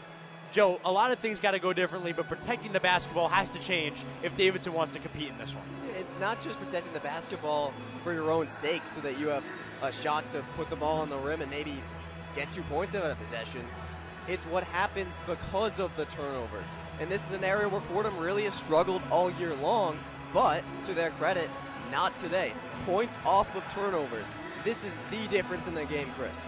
Fordham has 13 points off of Davidson turnovers. Davidson has 0 off of Fordham turnovers. So Fordham finding a way to convert off of these turnovers. It's not just that they're forcing a lot, which is great, but really for the first time all season, we're seeing them cash in on those turnovers. 8 turnovers in Fordham's favor to 1 for Davidson. That's a massive discrepancy. A massive discrepancy. You obviously bring up that difference in points off turnovers. There's a few different discrepancies. Obviously, personal fouls, a number both teams hit a large number of in that first half. 8 for the Rams, 10 for Davidson. And we'll get this one started. Second half about to get going. Both teams slowly filtering out of their sideline. Davidson continuing to wear their road red uniforms with white names and numbers. And on the other side for the Fordham Rams, they're in, of course, their home white with maroon names and numbers. Getting ready to start off here in the second half. The very filled Rose Hill crowd slowly getting back to their seats for the second half. Sam Brown gets it to Scovins. Scovins top of the arc. Ball goes around the world to Devin Brown. Brown guarded by the much larger Akira Jacobs. Fredrickson gets it top of the arc. Kicks it out to Brown. Sam Brown gets it in to Plateau. Plateau backing down. Rikus Schulte, back out Devin Brown. Devin Brown drives inside, spin around jumper, no good from 5 feet. Scovins there on the offensive rebound. His putback is no good. Fordham going the other way quickly. Henry pushing the pace. He'll slowly slow it down. Coach McPile wants to play in transition, not there. Bodija has it on the left wing to Akira Jacobs, same spot. Gets it into Henry. Henry has it left block, backing down his defender, now facing him up. Right-handed rip through, push inside, dribble inside, and finish at the rim. What Coach Mike Pio called one of the most physical guards in the conference, showing that there. It's a now 31-22 Fordham lead, 18:56 to go in the second half. Fredrickson back out, Brown. Brown on the left wing. Back up top to Plateau. Plateau has it, ball above his head, guarded tightly by Schulte. Schulte still guarding him tightly. Plateau trying to back down Rikus, loses the ball, and it's out of bounds. What a defensive effort from the UC Riverside transfer. This has been the difference in the game. Points in the paint now, 16-4 in favor of Fordham. You have Chris Henry on one end getting posted up on the smaller Fredrickson and using his physicality to get a bucket. And on the other side, Rika Schulte and Abbas Bodija have not allowed anything to go in the paint. 2 buckets in the paint the entire game so far for Davidson. Reeves, top of the arc, guarded tightly by Fredrickson. Back out Schulte. Schulte directing the offense. Dribble handoff to Henry. Henry straight on. Pump fake, then drives inside. And a foul. It'll be on the dribble, a reach in. It'll go on Fredrickson. Parker Fredrickson, the Oklahoma native, and it'll be a inbound for the Rams. Inbound on the baseline, on the left side of the baseline for Fordham.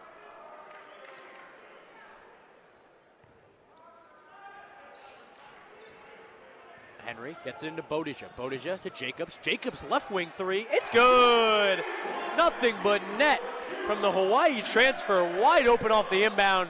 And the Rams are really piling it on now. 34-22, 18 minutes left to go. Fredrickson tries to pass it down the baseline. It was poked away by Rika Schulte. It'll be out of bounds, staying with the Wildcats. On the other end, Jacobs really didn't get a single open look all half. He took one contested, he missed it. That's his first open look. To see that one go down, that means that this Fordham offense has a bevy of guys that they can go to beyond the arc. It makes things even more difficult for Davidson as they try to claw back in this one. Devin Brown pump fakes, then passes it out. Plateau wide open behind the three-point line, and he hits.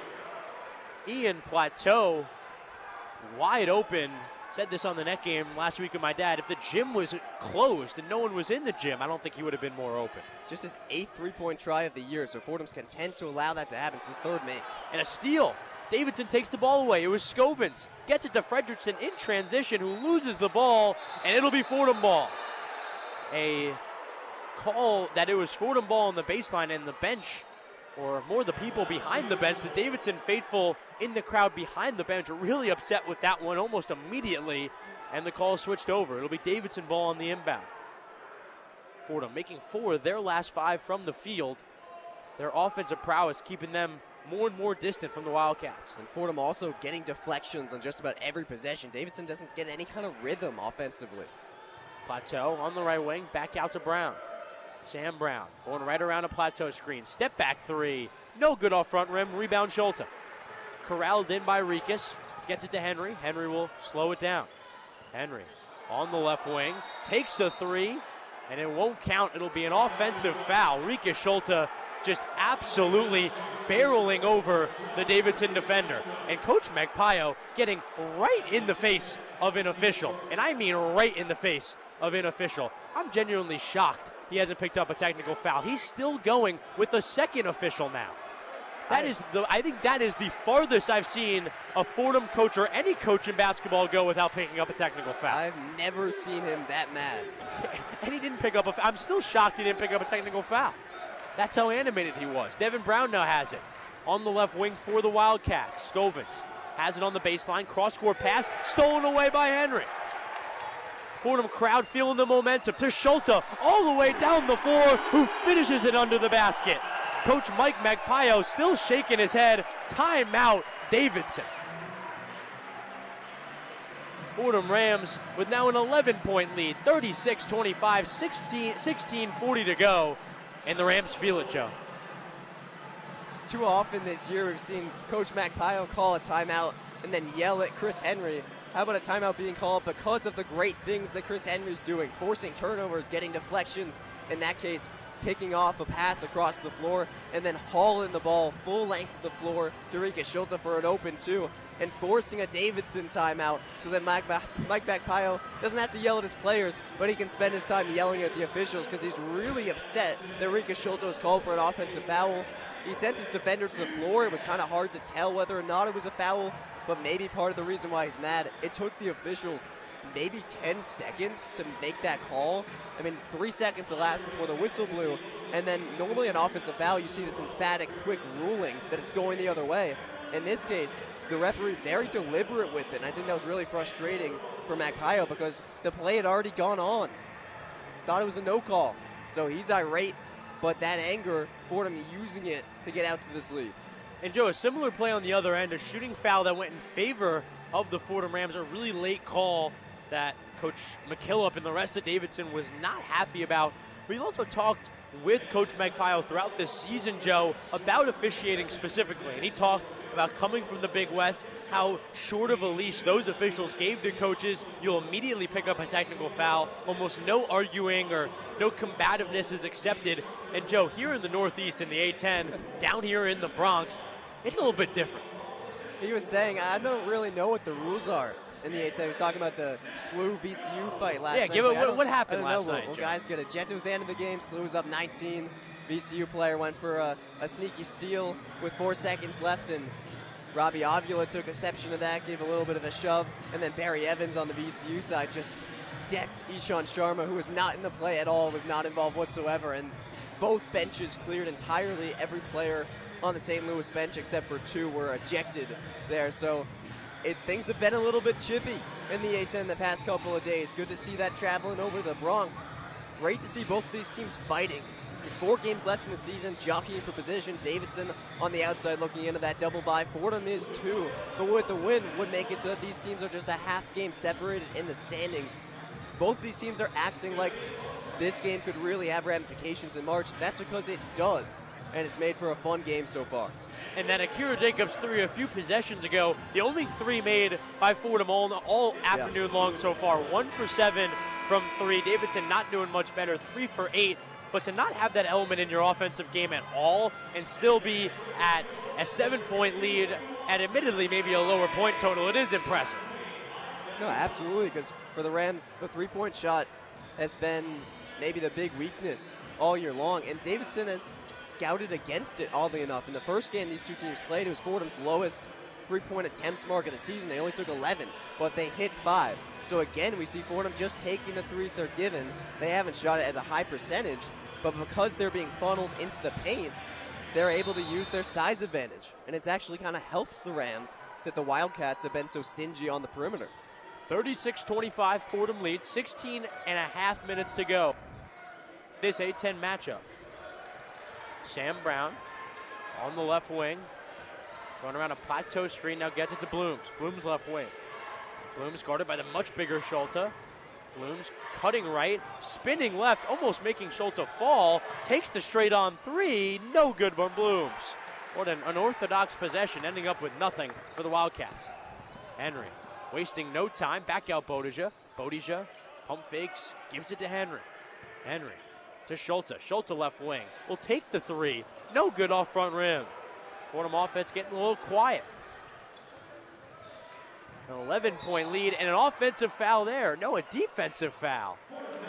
Christian Henry gets picked up on a screen from Scovins and gets fouled on, I guess, how he got hit by the screen. That's legitimately how I'm trying to explain it. I'm not trying to speak with a certain tone, but nonetheless, the Rams pick up the foul. Bit of a questionable call on the other end because Schulte, you like to see him stretch out to the 3 occasionally, make guys respect him from there, but maybe not early in the shot clock, especially with your offense clicking a little bit here in the second half. You're trying to build momentum. Would have liked to see him facilitate another dribble handoff, maybe get in the pick and roll action and get down low where he's been so successful today, both as a scorer and a rebounder. Not to pull a contested 3 on the wing with still 20 seconds left in the shot clock. 15:53 left in this second half, 36-25, a Fordham lead. We'll take a little break from the Rose Hill Gym here on the beautiful campus of Fordham University in the Boogie Down Bronx. Fordham lead is 11 over the traveling Davidson Wildcats, 15:53 in the second half. You're listening to Fordham men's basketball on WFUV Sports.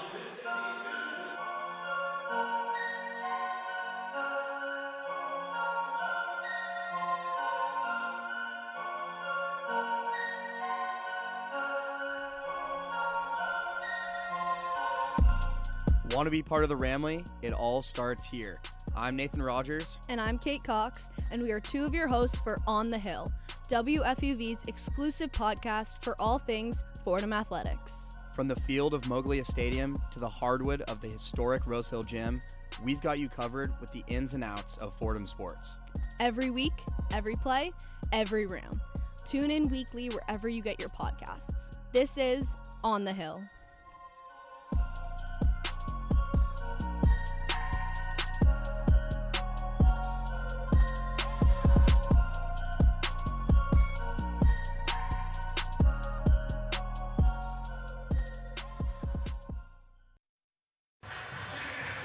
Chris Carrino, joined by Joe Henry here in the historic Rose Hill Gym, celebrating its centennial year last year, now in its 101st season. 15:53 to go in the second half, 36-25 Fordham lead.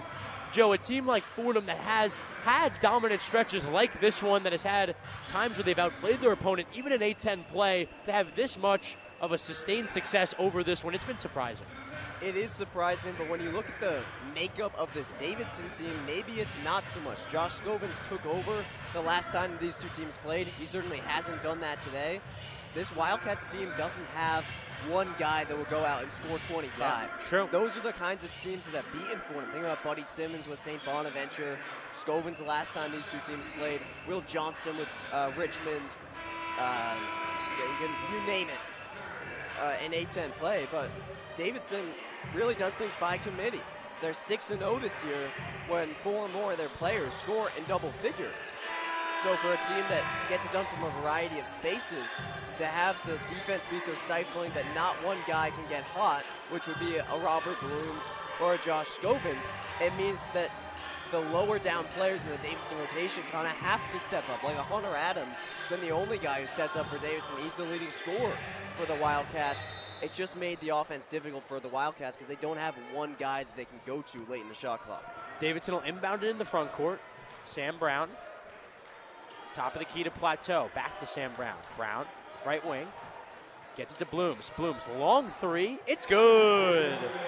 Long left wing three from Roberts Blooms. And the Latvia native with a big shot, keeping his team in it. Davidson within 8. 36-28, 15.5 to go. Day Reeves out of the left wing. Ball played all around the world to Marcus Green. Green, now top of the arc to Rory Core. Haven't seen much of him today. Green ripping through the right side of the lane, absorbs contact and doesn't get the shot to go at the rim. Good effort there from Green. Good effort on the second chance from McCord. Now the other way, Blooms three, it's good! Another three from Robert Blooms, and 2 big triples get Davidson back within 5, 36-31, 15 minutes to go. Day Reeves on the left elbow, back out to Jacobs. Gets it back to Reeves. Day through the right side of the lane, gets picked up by Plateau. Pass inside to Bodija. Bodija's right-hand floater is good. Abbas Bodija limiting the damage there for the Rams. Yeah, much needed for Bodija, who was a -7 in the first half and went scoreless. Blooms on the right wing, gets the ball poked away. Plateau is there on the loose ball. Ball still in the hands of Davidson. Left corner, three is good. Parker Fredrickson picked up a loose ball and got a 3 to go. Timeout Fordham. What a sequence for the Wildcats. They're within 4, 14:40 to go, 14:20 to go in this second half. That's how they'll get you, Chris. They're not going to push the tempo a lot, but they're a top 100 team in terms of three-point rate and in terms of three-point conversion rate, how often they make them, their efficiency. They're 27th in the entire country. So while Robert Blooms and Parker Fredrickson were really shut down in the first half from distance, get them an open look, which both of them got there. Blooms got 2. They drill them, boom, right back to a 1 or 2 possession game. Very similar to the last time these two teams played, Chris. When a team shoots the ball that well, Joe, getting back in the game not only is an easy task, it's a quick task as well. 14:20 left in this ball game. 38-34, Fordham leads as they try to limit the damage, limit the momentum of the boys from North Carolina. Matt McKillop's group with just a heck of a stretch. The question here, who's going to step up for Fordham? Because in the first half, it was Marcus Green gave you big minutes. Louis Lesmond gave you big minutes. Akira Jacobs hit that big 3 to start the second half. Rika Schulte has been pretty quiet in the second half after having a huge first period. I think Day Reeves has been pretty quiet as a scorer. He's allowed the Rams to get it done in a variety of ways, but is this the time where he enters takeover mode? Rams still with a 4-point lead. 14-13 to go in the second half. Lesmond gets it to Bodija, right wing. Spins baseline, gets up the left-handed layup. No good on the layup, but he got fouled. Bas Bodija going to the line for 2. Being aggressive 2 straight possessions. Mike Pio said, look, we're going to try and get it down low right away. on these guys. Bodica only took one shot the entire first half. He did not make it. Again, he was a -7, was really quiet, and he's a guy who's been kind of inconsistent past 2 weeks. He's had these great games, and he's really blossomed as a redshirt freshman, but he's also at games where he goes quiet, and it's been kind of a struggle down the stretch. So to see him in the second half, 2 straight possessions where he has a make and then draws a foul, here he makes his first free throw. Fordham's needed another source of scoring. He's been that. And that sort of effective offense is going to keep Fordham in games for years to come. That's the hope. That's the blueprint for Magpio to keep all of these younger players. Magpio loves the offensive scoring mindset from Abbas Bodica. It's helped his team here. 14 minutes left. 40-34 Ram lead. Logan has the top of the arc. Sean Logan loses the ball. Ball is loose. Davidson gets it back. Sam Brown has it now. Deep on the right wing. Fakes left, goes right. Driving through the lane. Stopping at the baseline. Back out Fredrickson. Fredrickson guarded tightly by the hound, Day-Day Reeves. It's going to be a foul on Day-Day Reeves. A reach in. Plays such close and hard defense. You're going to pick up a foul like that every once in a while, Joe. I think you live with it against a guy in Fredrickson who just buried a 3. You can't give this guy an inch of breathing room on the perimeter. I'm happy to foul him in a non-shooting situation if it means that he can't be comfortable getting his own looks from 3. The one problem is it is Day-Day Reeves' third foul. He was taken out almost immediately there in favor of Christian Henry and might spend some more time on the bench. Sam Brown to Logan, back to Brown. Brown on the Fordham logo. In the corner, Logan driving inside at the rim, no good. Rejected by Bodica. 2 guys from very far away making a big play on each other. Christian Henry in the right corner, back up top to Jacobs, all the way around the world. Marcus Green driving baseline, puts up an acrobatic shot, no good. Off the back rim.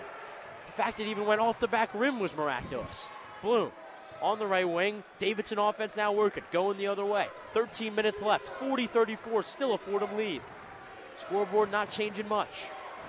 Up top, Sam Brown, stutter steps. Guarded by the much bigger Jacobs. Now the much bigger Bodica. Fakes left, goes right. Step back at the right elbow. No good. A very loose ball ends up with Davidson. Batted to Bloom. Bloom gets to the rim and finishes. This one's becoming the Robert Bloom game. Robert Blooms with a miraculous stretch of basketball. 40-36 Fordham lead. 12:37 left in the second half. Green, top of the arc. Gives it to Henry. Henry through the middle of the lane, barreling over his defender. Kick out Bodica, no good on the 3. An air ball from Abbas. Davidson looking to get even closer. They now operate offensively. Fredrickson on the right wing. Gets it to Logan. Logan rolling on a pick and roll. And is in the middle of the lane, was spinning in the paint, and Abbas Bodica picked up the reach-in foul. A foul on the Rams. And Davidson will inbound it in the front court. Schulte's going to come in for Bodica. Feels like Fordham just needs a spark here defensively. Get a big steal, get out in transition where you dominated first half, plus 13 in that category, and stop this Davidson run. Because just like in Loyola Chicago 3 days ago, it's an onslaught. Top of the arc, Hunter Adam. Trying to find Blooms on a pin down, can't. Fakes the dribble handoff to Blooms, has it top of the arc. Fredrickson now has it deep on the left wing. Fredrickson, step back 3, left corner, it's good! The whole gym wanted a 5-second call of some variety. The play continued and Fredrickson took advantage. 1-point game, Chris, close as it's been all half. Close as it's been since the beginning of the game. 40-39, Fordham lead, 11:40 to go. Schulte out to Henry, extra pass, Green corner 3, it's good! Marcus Green from the right corner gives Fordham the offensive lift they needed. Davidson now going the other way, looking to answer. Colville out of the right wing, dribble handoff, Fredrickson back to Colville, right corner. He drives baseline and he's called out of bounds. Colville stepped on the out of bounds marker right in front of his sideline. And that's a really bad unforced turnover for the Wildcats. Fordham gets it back, up 4, 43-39, 11:20 to go. On offense, to have that kind of a drought, and then Chris Henry probing inside, drawing 3 defenders, realizing that his big man is sealed off. He looks to the right wing first. A help defender comes over there, and then he pivots his eyes to the corner, finds guess who? Marcus Green, effectively out of the rotation for so long for this Fordham team for a second straight game to be that game-changing player. Such a huge three, maybe the biggest crowd pop we've heard all year, Chris. An exciting A-10 experience here in the Bronx. Fordham with a 43-39 lead, 11:20 to go in this first half. We're going to send it back to the Rose Hill Studios for a one-on-one scoreboard update with Max Langer. Take it away, Max. The one-on-one scoreboard. Well, folks, it's been a long wait for me and for many others, but Major League Baseball is finally back. The Cactus and Grapefruit Leagues got underway yesterday, but every single big league ball club is in action today. Here's some storylines and debuts to keep an eye on. Yesterday, Pete Alonso clubbed a 2-run blast in his first game as an Oriole, and they beat the Yankees 2-0 in that one. Today for the Mets, both Marcus Semien and Bo Bichette made their debuts today, and for the Dodgers, in fact, Yoshinobu Yamamoto is starting his third consecutive game for the team. Pitched last year in Games 6 and 7 of the World Series and starts LA's first Cactus League game as Yamamoto ramps up quickly before the World Baseball Classic. Aaron Judge hit his first and second home runs of the spring today for the Yankees as he looks to win his third straight American League MVP award. I've been Max Langer, and this has been your one-on-one scoreboard update.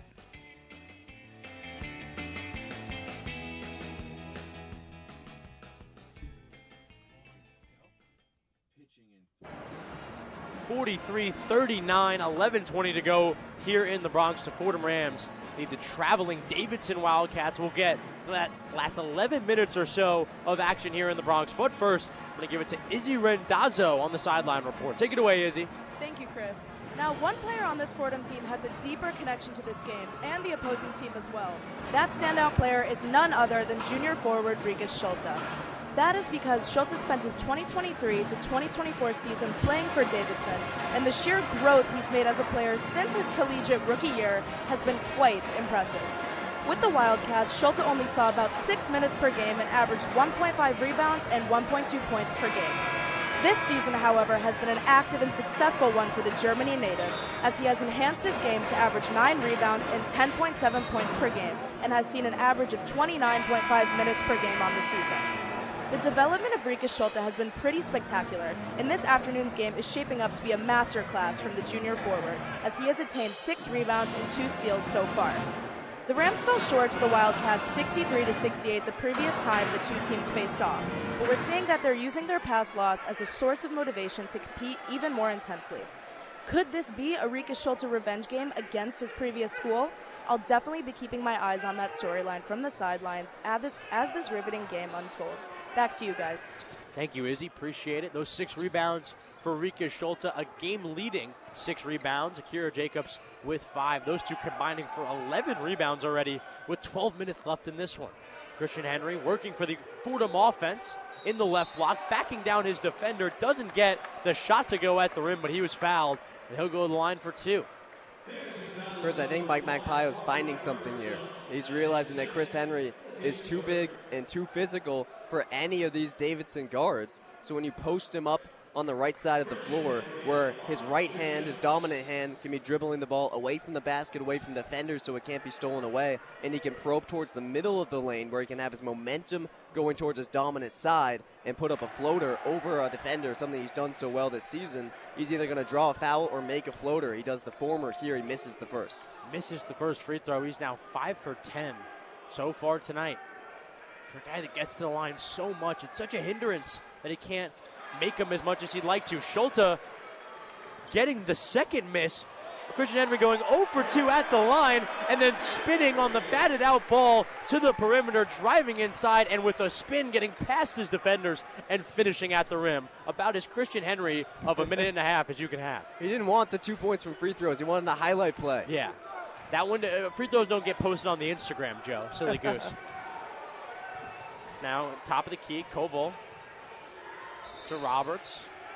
Roberts was trying to set up for a dribble handoff, and it's a foul on the floor. It'll be a foul on Christian Henry on the right wing, and another reach-in foul on the Rams. 10.5 to go in this second half. 45-39 Ram lead. Yeah, Henry was holding Roberts, just trying to prevent him from coming up and getting that dribble handoff.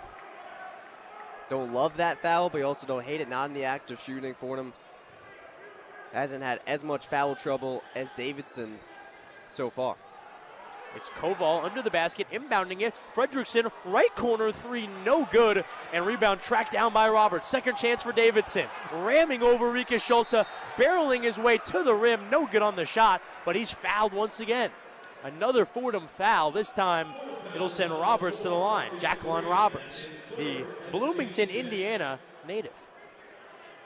Likely to be Marcus Green's third. So something to watch for there as both of these teams kind of get towards foul trouble. You mentioned it, Chris. 10 fouls so far for Davidson, but I guess these stats, Chris, they got us. But the online stat machine broke. Did it now? Stopped working. I can't track the fouls anymore. But Davidson has spread its fouls out among many people, suffice to say. Yeah, Henry with 2 fouls. Marcus Green with 3 fouls along with Day Reeves. So 2 of the 3 guard options for the Rams in major foul trouble. That also might spell Kingston Price, Joe, as well, down the stretch of this one. Kingston Price kind of in an emergency guard role in any big moments for this Ram team when they can't use 2 of the 3 guys they like to. Roberts on the second free throw, no good as well. 0 for 2 at the line, and it's a Chick-fil-A roar from the crowd. Free Chick-fil-A for everyone. Still 45-39 Ram lead. 10-12 to go in the second half. Henry to Day Reeves on the right wing. Back up top to Henry. Henry driving through the left side of the lane, stopping at the left block. Back out Lesmond. Lesmond driving through the middle of the lane, dumped off to Schulte, and a double dribble from Louis Lesmond. A very awkward play where he went for the dump off for Schulte, which is a great idea off of the attacking the closeout, dribble drive, great aggression from Louis Lesmond. I would have wanted him to just go up with that. But instead, I think he had decided in his mind early that he was going to go off to Schulte. A little bit awkward with the dump-off pass. He caught his own pass and then tried to pass it again. Fredrickson, dribble handoff to Blooms. Blooms gets it on the right wing to Adam. Adam back to Fredrickson. Fredrickson gathers at the left elbow, drives inside, back out to Blooms. Blooms drives inside. It's going to be a jump ball. Rikus Schulte with a fantastic contest, and he forces the jump ball inside. Possession arrow going the other way. It's Fordham ball. It's a huge stop for the Rams. And now Day coming back in the game, a little bit of foul trouble. This is the quietest he's been maybe all A10 season. This guy who scored double digits every single game he's played, all 26 of them. He's got 15 or more in 16 of his last 19 games. Reeves in the middle of the Fordham script logo, now drifting over to the right wing, picked up by Roberts, back top of the arc. Bullet pass inside from Henry to Schulte. Schulte no good on the shot, but he's fouled on the shot, and he'll go to the line for 2. Nice, productive, effective offense from the Rams. They're still up 6, 45-39, 9:22 to go. It's Rikus Schulte going to the line for 2. Hasn't been to the line yet so far tonight. He's 0 for 0, goose egg for goose egg. As he makes the first, 1 for 1. 8 points tonight, 8 rebounds, and 3 assists. Not to mention a few steals as well.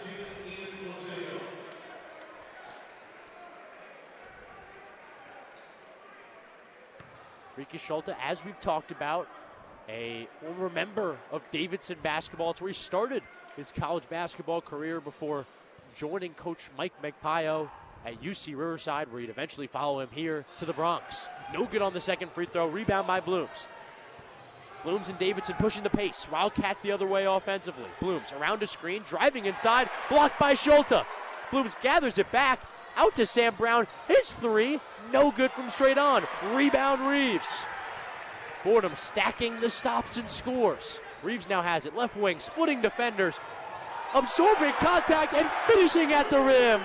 Hands are on heads on the bench, and like usual, Day Reeves amazing in the Rose Hill Gym. And a Day split to match as well. Plateau, nice pass to a backdoor cutting Koval, who finishes at the rim. What great offense, both ends, from both these A10 squads. It was at Davidson that you coined the term Day split. He goes between 2 defenders here for that bucket. How about that play to get the scoring started for him in the second half? Reeves out to Henry, extra pass, Louis Lesmond 3, no good off back iron. That one no good from the left wing. Sam Brown and Davidson coming the other way. Brown, right to left crossover, has it in the mid-range, pass inside to Plateau. Plateau fouled in the reach, fouled on a reach-in inside. Fordham faithful wanted to travel, they didn't get it. It'll be a foul on this side with Davidson. Davidson now in the bonus as well. It's a 7-point game. It feels a lot closer. And part of that's because Davidson has drawn a lot of fouls in the second half and is going to have the advantage in that department to already be in the bonus. Plateau going to the line. 7 fouls for the Rams, 4 fouls for Davidson. Still 48-41, 8:16 to go in the second half.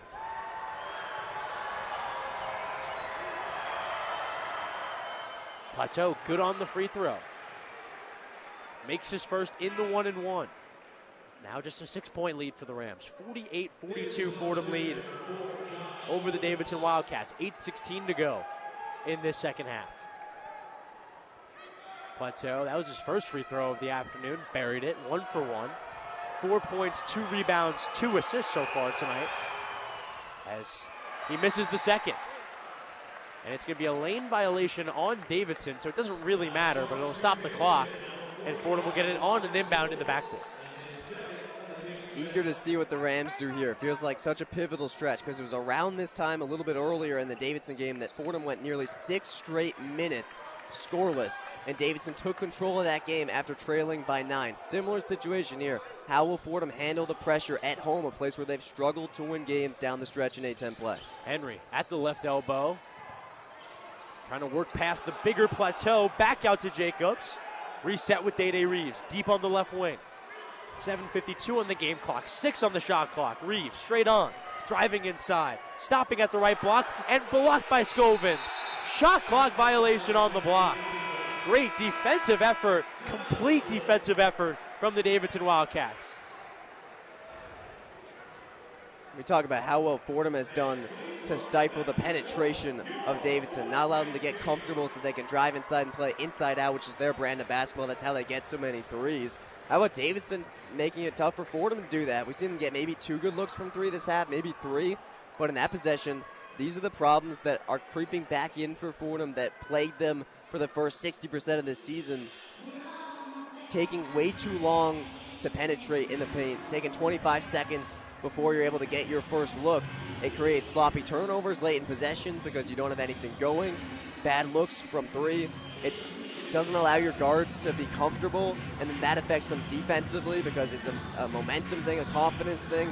That's what's made things difficult for Fordham, is that Davidson's defense has been so stifling that on the other end, the Fordham guards are having to dribble the ball 25 seconds, so it fatigues them a little bit, and they're also not getting anything going. So it hurts them in terms of their mental fortitude. Fordham Rams with their largest lead this afternoon. That was 12 with 18-13 to go in the second half. Davidson leading a decent stretch of the early stages of this one, but it's been all Fordham from around the 9 to 8 minute mark of the first half and on. It's been a dominant effort from the Rams, and Joe, maybe one of the longest sustained efforts at such a high level from the Rams all season long.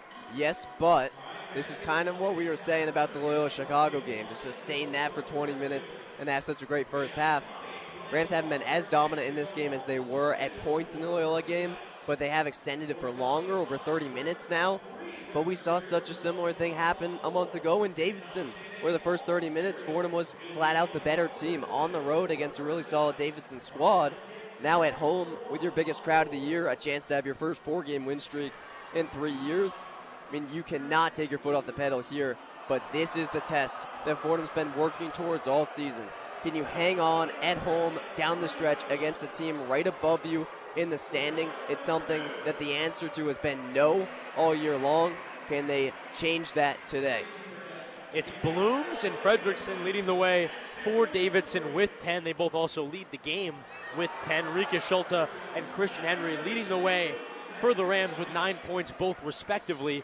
If there's one guy who's maybe been quiet, there's been a few definitely for the Rams, whether that's Rorik or Day Reeves. Joe, who is that guy that you think will show up here in the moment when it matters most? Well, maybe Marcus Green. I don't know how many minutes he's going to get down the stretch. He hasn't played in crunch time since probably non-conference player, maybe that Dayton game where he hit a couple threes in the second half. But if Day Reeves picks up another foul here, he's going to have to sit out for a couple more minutes. He would be at 4, and Green's been the guy this week out of nowhere after going scoreless for 4 straight games to be that impact player. His usage rate's the lowest on the team. He's such a non-factor in most games, if he ends up getting a couple more minutes here, if Day-Day Reeves picks up a foul, I would not be shocked to see him be the guy that gets a steal or makes the big shot that really turns this game on its head. Great Neon Trees rendition from the band there of Animal. What a great throwback track. Shout out to the Fordham band. We don't give them enough love throughout the year. 7:40 left in the second half. 48-42, Fordham lead. As you said, Fordham needs to stay disciplined. This one not over by a long shot. Fordham going to the 2-3 zone. Haven't really seen that in the second half. Fordham also electing to go without Marcus Green for now. We'll see him, I'm sure of it, in a few minutes. Sam Brown inside. Gets it to Plateau. Puts up a right-handed floater. No good. He shot it awkwardly, and he didn't get it to go. Blooms gets it on the offensive rebound and hits a three. Blooms got it on the rebound. Someone batted it out to him, and with the presence of mind of only a few, hit that three with precision. It was Akira Jacobs running to the baseline to try and save that ball from going out of bounds. He could have had a controlled tip to an open player, but instead threw it right to Blooms on the wing for the three. Rams still with a three-point lead. Day-Day Reeves on the right wing, right to left crossover, bodying his defender, putting up a shot, no good, but he'll go to the line for two. Davidson crowd not happy with it, and I don't really understand why. There was a lot of contact there. 6:47 to go in the second half. Still a 48-45 Fordham lead. Still waiting for that Day-Day takeover to hit. He had the one bucket, now getting to the line. He's starting to heat up a little bit. A guy who's been so quiet, he had just 6 points in the first half, didn't score the first 10 minutes or so of the second half, but in close games, in conference play, it's been him taking over that has willed this team to victories. Day-Day Reeves leading the A-10 with 17.4 points per game, also averaging 18.5 in conference play. Has scored in double figures in all 26 games he's appeared in. Had 22 points in the last matchup against Davidson at Davidson earlier in the year. He led the game with 22. Was one of the only things offensively really working for the Rams down the stretch of that one, as he gets both free throws to go at the line. 5-point lead for the Rams. 50-45, 6:47 to go in the second half. Rams looking for their fourth straight in the A-10. Their sixth of their last 8. Scovins has it in the right corner. Back up top to Blooms. Blooms looking for a dribble handoff to Koval. They call it off. Koval has the top of the arc. In the corner. Plateau back out to Koval. Koval right wing. Inside to Scovins. Extra pass. Right corner. Blooms. It's good. The last guy you want to leave open was wide open. And he has Davidson back within 2. 50-48. 6:12 to go in the second half. Roarcore went up to try and set the trap on the ball handler, Koval. It left Blooms wide open in the corner. All they had to do was make the extra pass to Plateo right over to Blooms, and he's hit 4 in the second half. That's a right elbow jumper, which is good. A fading right elbow jumper from Day-Day Reeves falls, and a big offensive bucket was needed, and it was granted from Day-Day Reeves. 52-48, 5:48 to go in this one. Rams lead. Sam Brown back out to Plateau. Plateau straight on 3, pump faked it. Passes back out. Koval taking a running floater and hitting in the middle of the lane.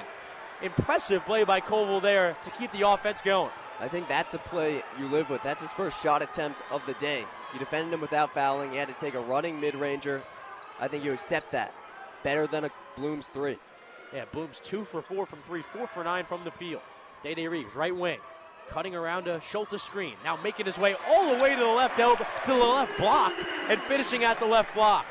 A pick and roll behind the arc at the right elbow, ended all the way at the left block. What a play from Day-Day Reeves. It's going to be a play off the ball.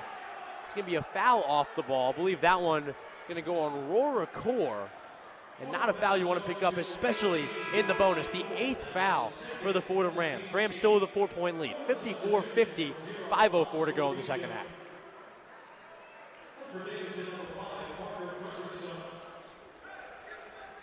Big question for Davidson. Can you hit your free throws?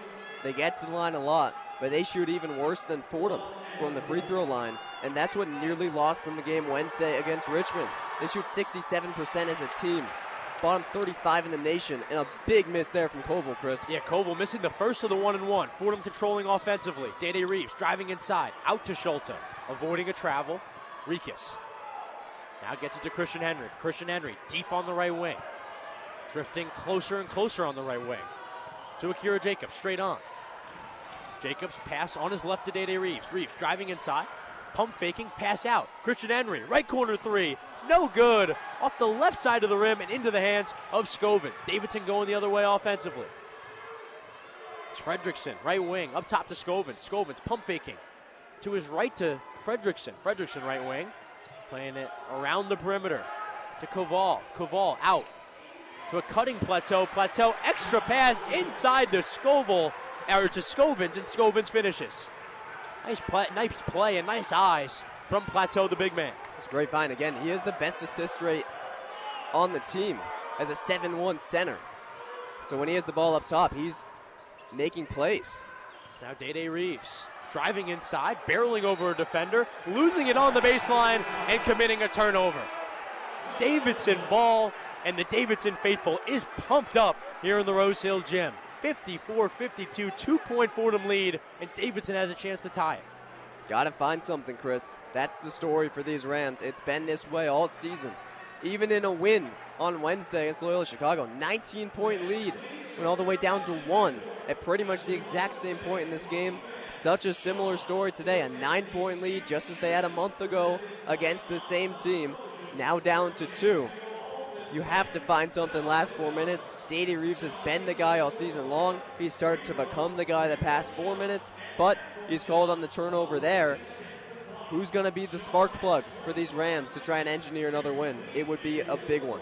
Fordham Rams not playing their best basketball, and the Davidson Wildcats are. They're 5 for their last 6 from the field.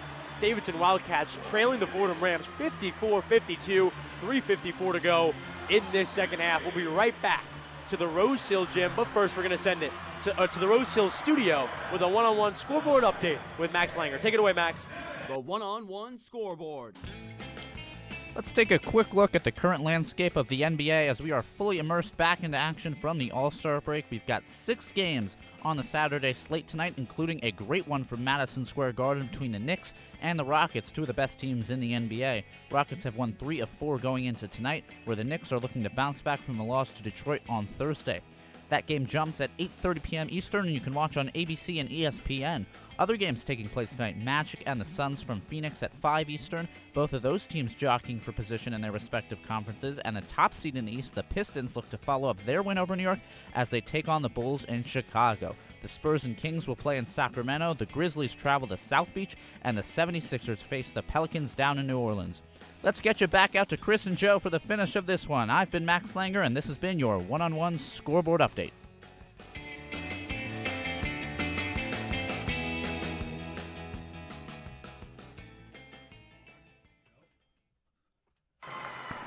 Chris Carrino, joined by Joe Henry, as always, in the Rose Hill Gym. The Fordham Rams trying to hold on to a relatively dominant performance over the Davidson Wildcats. They lead 54-52.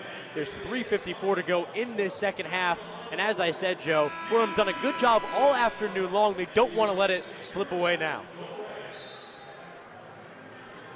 And we're going to have actually Izzy Rendazzo before we get to Joe Henry. Izzy Rendazzo on the sideline report, and we'll have her one more time. Take it away, Izzy. Thank you, Chris. Well, we're seeing that this is an exhilarating last few minutes in the second-to-last Rams home game of the season here in the Rose Hill Gym.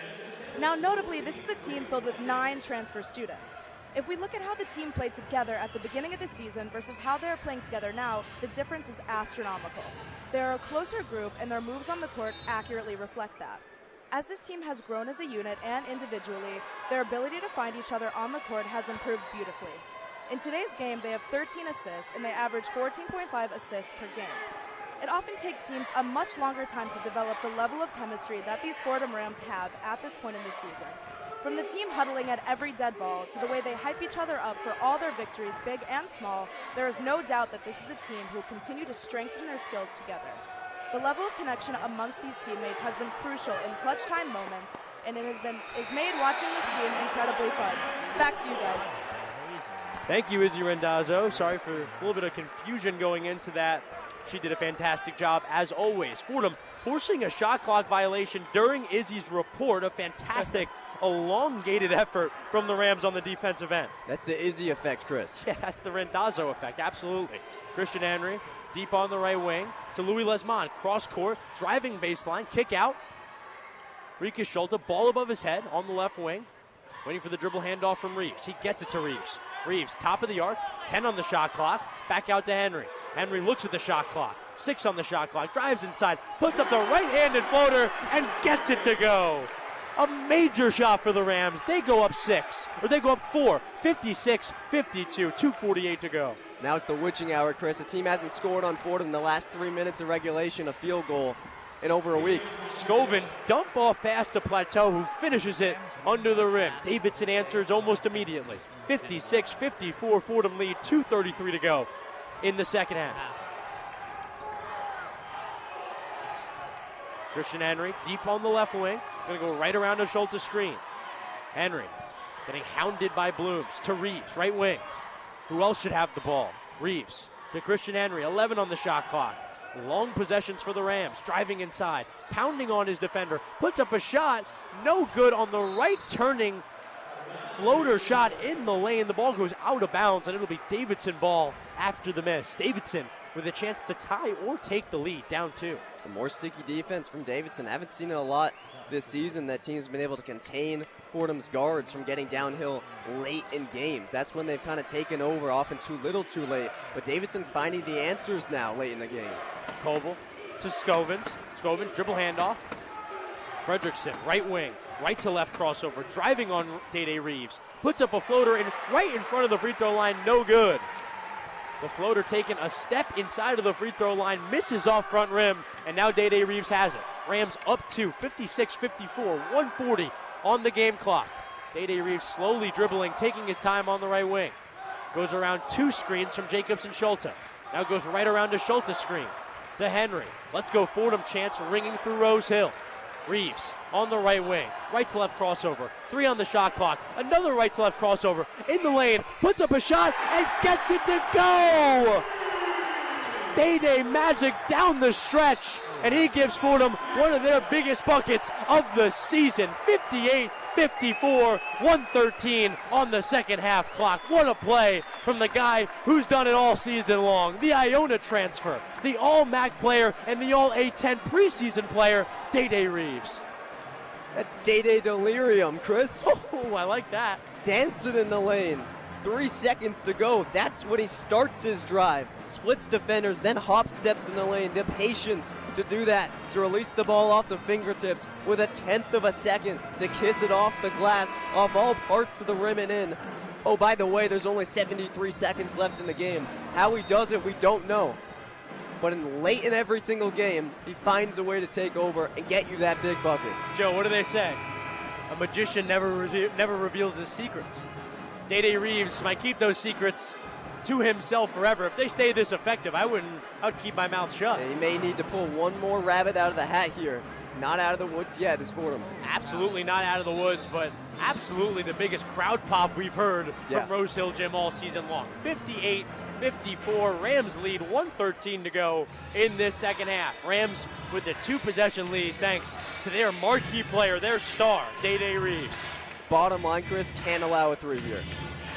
Rams looking to limit the 3, as Joe said. Inbounded in the front court, it'll be Koval right in front of his own bench. Gets it to Plateau, back to Koval. Koval straight on, guarded by Henry. 1:07 on the game clock. Plateau gets it in. Blooms, top of the arc, pump fakes, then takes a 3. No good off front rim. Rebound brought down by Day Reeves. Day Reeves will slow it down massively. 52 seconds and counting on the game clock. Still a 58-54 Fordham lead. Chris, are we on dagger watch? Seemingly on dagger watch. A reach-in foul from Fredrickson guarding Day Reeves. Day Reeves just trying to dribble it out as long as possible there. And it'll be Day Reeves going to the line for the 1-and-1. Both teams now in the bonus. The Wildcats with 7 fouls and the Rams with 8. Reeves entering this trip to the stripe has made each of his last 13 tries over the last 2 games. For 2 teams that have struggled so much free throw shooting, especially late in games, this is the guy that you want at the stripe in this moment. For the free throw trials and tribulations this team has had, this is, as you said, the guy that they want. Christian Henry has struggled. Louis Lesmond has struggled. Rika Schulte has struggled. Day Reeves has not. 4 for 4 already tonight. 16 points along with 2 rebounds and 2 assists. His first free throw from the line. It's good. Good on the first. Now 17 points on the night. 5 for 5 from the line. A fearless and talented player. You almost can't compare to anybody else. Not only at Fordham, but maybe around the conference. Maybe the most valuable player in the A-10, Day Reeves. At the line for his second. Guy who's been so composed all season long makes the second. Nothing but net for Day Reeves. It's now a 6-point lead, 60-54. Blooms on the right wing to Fredrickson on the dribble handoff. No good on the shot, but he's fouled behind the arc. It'll be a 3-point attempt foul. He'll go to the line for three foul shots.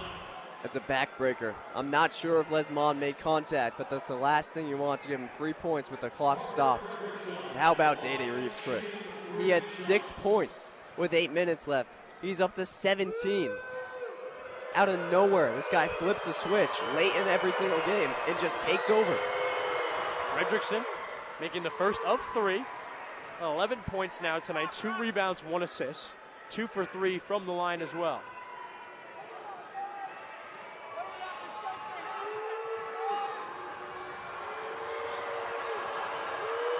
It's now the second free throw.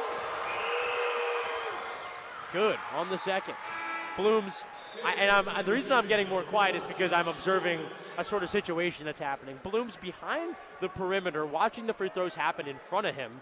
We've talked about the history with Rika Schulte and Davidson. Rika Schulte putting up his hands almost in a blocking fashion during each free throw. Not only is it getting on Bloom's nerve, it's also getting on Scovin's nerve as well. He's currently arguing with the referees about exactly what I'm talking about.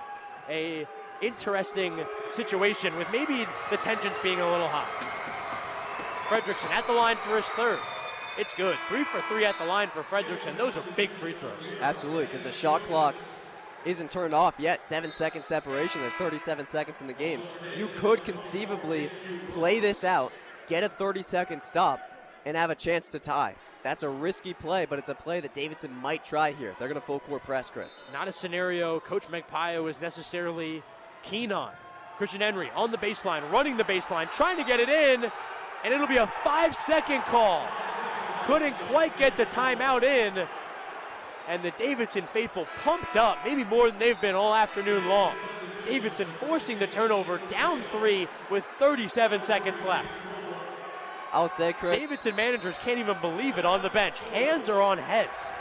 I'll say that is a fast 5 seconds. I mean, that was probably 5 seconds, but usually they give them about 7. Yeah, a fast 5 seconds leads to a turnover for the Rams, and Davidson now has the ball. 37 seconds left, down 3, 60-57 Rams lead. A 30-second timeout here, so we'll stay with you and not take a break. It has been an exciting game here this afternoon in the Bronx, Joe. Both teams offensively, defensively, giving the people at the Rose Hill Gym a show.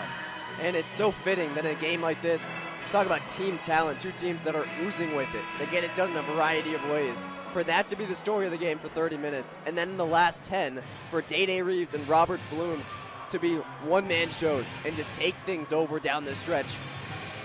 The fans, biggest attendance day of the year, getting what they paid for from the 2 marquee players in this matchup. Absolutely. Worth the price of admission, Joe, is what you mean. A little heads will roll coming out of the timeout. 60-57, 37.2 on the game clock. It'll be Davidson inbounding it under the basket on the baseline, the right side of the baseline, and they don't got to go very far. A 4-corner set on the inbound for Davidson. Players at each corner of the paint, and that's how they'll set up. Inbounded to Scovins. Scovins has it. Right wing to Plateau. Straight on. Back door to Blooms, who misses the layup. Blooms smoked the layup. Got his own rebound. Back out to Plateau. Extra pass to Koval. His 3, no good. Off right side of rim. Rebound brought down amongst the trees by Day Reeves. He's there. He's everywhere.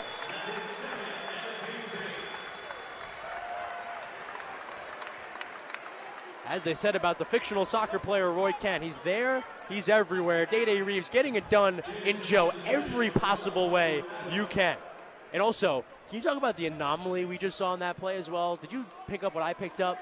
That Plateau threw a pass that Blooms wasn't looking at or intending to catch, and he still somehow caught it. And then he smoked the layup. Fordham get a big break, but then an open three from Koval that Fordham gets a break on him missing. How about Reeves? He had no rebounds in this game with 3 minutes left. He's pulled down 3 huge ones in crunch time. He does it all, Chris. He's now on the free throw line on the other end. Makes the first. Makes 1 of 2. 19 points for Reeves, 3 rebounds, 2 assists, and most importantly, 7 for 7 at the line. 61-57 Fordham lead. 22 seconds left. Reeves at the free throw line now. To secure it. He does. 2 for 2 at the line and a 5-point lead for the Rams. 22 seconds left. Still a lot of time. Koval racing to the other side of the floor. Gets it inside the Plateau. Gets a shot up. Gets a bucket and the foul.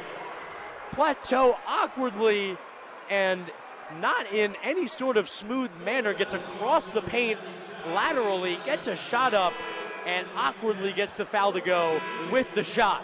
What a play from Plateau. Just brutal. Unthinkable play made there. Brutal sequence, and you hope it doesn't hurt Louis Lesmont's confidence. He's getting a couple chest taps from Mike Magpie saying it's okay because he committed the foul on the three-point shot that gave Davidson three tries, and now he commits a brutal foul on Plateau. What would have been a 2-point attempt to just make it a 3-point game, but instead an and one. That's 7 points in swings. No good on the free throw. It'll be Day Reeves on the rebound. Akira Jacobs initially secured it and was hit in the face. He's still holding his face. Day Reeves ends up gathering it after all, and he'll go to the line for 2. As Joe said before, the guy you want at the line. He'll take 2 free throws, not even in the one-on-one fashion. It's almost a miracle, Chris, because on every other rebound, he's hunting it down. On this one, the ball is swatted out of Jacobs' hands, and guess who's it lands in? Day Reeves, the best free throw shooter on this team, the guy who's just made, each of his last 19 tries from the free throw line. It'll be Day Reeves at the line. Day takes a trip past half court, a little handshake to his buddy, his pick and roll partner, Rikus Schulte, and makes a slow walk back to the free throw line. Still 1-1 though, Chris. It'll be a 1-1 for Reeves. The guy who they've given it to when it means the most. At the line now, with the game on the line, 62-59. Reeves on the first, gets the first to go. Nothing but nylon for Day Reeves. 12.3 on the game clock, 63-59 Fordham lead.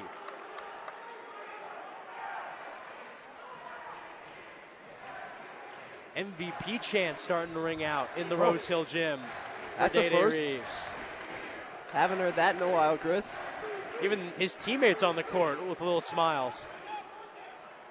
Christian Henry, maybe the biggest Day Reeves supporter in existence, his backcourt partner. Day Reeves on the second. Misses it. The crowd jinxed him. Hasn't missed a free throw in who knows how long. And now Davidson has a chance. Corral on the right wing. Davidson 3, no good off right side of rim from Adam. And it'll be Christian Henry securing the rebound under the basket. With 0.8 on the clock, Henry will go to the line and send this crowd home happy. 63-59, Fordham lead. Fordham starting 5 on the floor, all hyping up the crowd around them. They seem appreciative of this Fordham crowd that came out to support them in now a 4-game win streak at the Rose Hill Gym. Vibes haven't been this good for Fordham basketball in quite a long time, Joe Henry. It's a new era, Chris. And some things, a new era, but some things stay the same. Christian Henry missing at the line. We joke, we kid because we love. 5 for 10 at the line today now. 11 points, 3 rebounds, 6 assists. Christian Henry continuing to pass the ball well. 13 points per game in his last 4, and that's it. The Fordham Rams secure their 4th A-10 win in a row, 6 of their last 8. And the Fordham Rams with maybe more momentum than they've had since 2022. What a win here this afternoon, this Saturday afternoon in the Bronx. Rams win 63-59 over the traveling Davidson Wildcats. The Rams get their get back, Joe. Place hasn't felt like this in years, Chris. 3,000 people, packed house, everyone on their feet. The players getting into it, hyping up the fans late in the game. Everyone can feel the change that is happening. And there is a change happening between the environment today, the hustle, and the effort of the players on the floor, the amount of effort from the coaching staff as well. It's just been a full team victory, and this Fordham team absolutely ecstatic to get this one done. Fordham Rams filtering into the tunnel, still hyping up the crowd around them. The celebrity row here we have at the Rose Hill Gym, now all getting high fives in a line from the full Fordham roster. This Fordham team excited about their win. It's been a long time coming for a Fordham team that struggled through the first half of A-10 play to now have it go as well as it's gone. It has to make you feel good. What a win from the Fordham Rams. Now coming over to us, greeting our team as well. We love this group of guys they have this year. The Fordham Rams, Akira Jacobs, Louis Lesman, along with Day Reeves, all giving even us some congratulations. We appreciate them, and we appreciate, of course, assistant coach of the Fordham Rams, Coach Matt Hurwitz, not Coach Matt Hurwitz, assistant coach coming in on a fantastic win in the last couple to get your fourth straight. I know the momentum has to be fantastic, but from a pride perspective, what was the specific part that you loved the most? Man, I thought, especially in that first half, just our defensive intensity, the energy, the ball pressure, really just disrupting their rhythm, their flow of their offense. I thought that was maybe the best effort, most connected half of basketball I'd seen from us this year. So I just really think we're coming, the chemistry, we're really coming together as a group, understanding the program and the scouts and executing all that stuff. So just really proud of this group. It's a hell of a win, and to get 4 in a row going into the bye is huge for us. And the boys seem prepared as well. Absolutely. When these teams met a month ago, it was a 9-point lead, just like you guys had. Your largest lead tonight was 9, or today. And you guys squander it down the stretch. You had the long scoreless drought. What has changed in the past month so that in these close games down the stretch, you're finding ways to win? Yeah, I think that's maybe the biggest growth of this team. It's all about experiences, right? So just learning from those opportunities. Our guys have just become more resilient, I think, and being able to withstand runs. They're going to make it in the second half. A good team like that can shoot it the way they do. So just being able to mentally withstand those runs and kind of dig your heels in, get the shots when you need it, execute on the offense when you need to. It's just been a huge change in the last month, and I think we're peaking at the right time, which is good. And Coach Hamill, this is not the first time we've done this season. It's not the first time after a game where the scout was really good, the team was very prepared, they went out and were victorious. You have caught the attention of most of the country the last couple weeks with how well you've played, but maybe one of your biggest challenges coming up next weekend at VCU. What does that challenge initially make you think, and how do you think your team will assess? We're excited for it. That's what you want, right? You want to play the cream of the crop, the St. Louis's, the VCU's of the conference. So just another great challenge, and I think we're playing our best basketball, so now we get to go play it against one of the best teams in the conference. And the bye helps. We can rest the legs a little bit early in the week and get out there, but we're excited. We're up for the challenge for sure. Yeah. The final minute of this game, you were an MVP chance for the first time this year for Day Reeves. Every single one of his teammates couldn't help but smile in that moment. One, what does he mean to this team and to his teammates? They seem to support him so much. And two, to go from 6 points to 21 in 8 minutes to end this game. What is it about him that makes him such a proficient closer? He's one of the toughest kids I've ever coached. He's just never fazed by the moment. He attacks it, but that starts with his preparation. Physically, his mental approach to the game. He's just Mr. Consistent for us. So he's someone we all trust. Full coaching staff, full team trusts the ball in his hands late in those games, and he's provided time and time again. So I think those MVP chances are well warranted for sure. And how deadly of a combination is it when someone is so talented and also just works so hard? It's what you need to be great, and that's what he's proven. He's just been our leader. Obviously, not the most outspoken kid, but just through his work, his preparation, he's been the leader, the heartbeat of this team all throughout the year. And you just love for him to be able to close games like this, and no one more deserving for sure. Coach Hamill, thank you for the time. Appreciate it as always. Congratulations on the win. Thanks a lot. 4 straight. Thank you, Coach. assistant coach of the Fordham Rams, Troy Hamill. We appreciate his time as always, and a 1,000-point scorer at Merrimack College. He knows his way around the bucket, and so does Day Reeves, his point guard, as you said, picking up MVP chance down the stretch for the Rams. And the Fordham Rams, maybe their most inspiring, exciting, enthralling win in a couple years at the Rose Hill Gym. Yeah, and to hold 2 straight opponents to 59 points in a game, the lowest total scored by an A-10 opponent all year, happens in back-to-back games at home, a place where you started the conference season 1-5. To pull out 2 straight wins in close games, it's not just that they're winning games. Now they're 7-8, and they're comfortably going to get a first-round bye in this tournament. It's the fact that they're finding ways down the stretch. It tells you that what Mike Magpayo is building isn't just, we're not just seeing flashes of it. It's already here. And the turnaround that we've seen in one single season, despite everything that this team has been through, I think today was the culmination of it. I think everyone in the building felt it. The fans on their feet, everyone showed out a sold-out crowd. And for the players after the game, really the first time all season, we saw them parade around the entire building and give out handshakes and repay the fans for their patience and for their gratitude. Everything coming together on Rose Hill. For a program last season that was 3-15 in the Atlantic 10 to now be 7-8 with still some more work to do, you got to be happy. You got to be optimistic if you're a Fordham basketball fan. I don't think anyone could have predicted this. Fordham was projected last in the conference, last. Expected to win maybe 3 games again. There was a national scandal in the spring. You hired a new head coach. He was only allowed 5 official visits. 3 players left the team. You've been maybe the second most injured team in the conference. And somehow, after starting 1-6, and that 6th loss being against Davidson, you've won 6 of your last 8 and found a way to turn it around the way that they have. It's all credit to the guy walking behind us right now, Mike Magpie. Yeah, Coach Mike Magpie walking past us with his son after doing some TV availability with our friends over there on ESPN+. One final thing before we send it to the studio, Joe, as I mentioned to Coach Troy Hamill, a big challenge coming up at VCU, a trip that has always looked scary, daunting, all the negative adjectives you can use for Fordham fans and for this Fordham program. Why should Fordham fans, specifically this year and this time, be less scared and be less daunted? It's different this time, Chris. Fordham's coming off of a bye. That sounds like a cliche. Why is it not a cliche? Well-rested. They're going to be well-rested. VCU is a team that barely beat them in this building a couple weeks ago. And Fordham, since that game, which was only a 4-point loss, which could have very well been a win, improved maybe doubly from the point they were 2 weeks ago. This VCU team, Chris, is beatable. I really think St. Louis is the only team that beats Fordham 95% of the time, because St. Louis runs really fast. They get shots up early. Fordham can't set its half-court defense. That's its calling card. There's no other team in the A-10 that does that.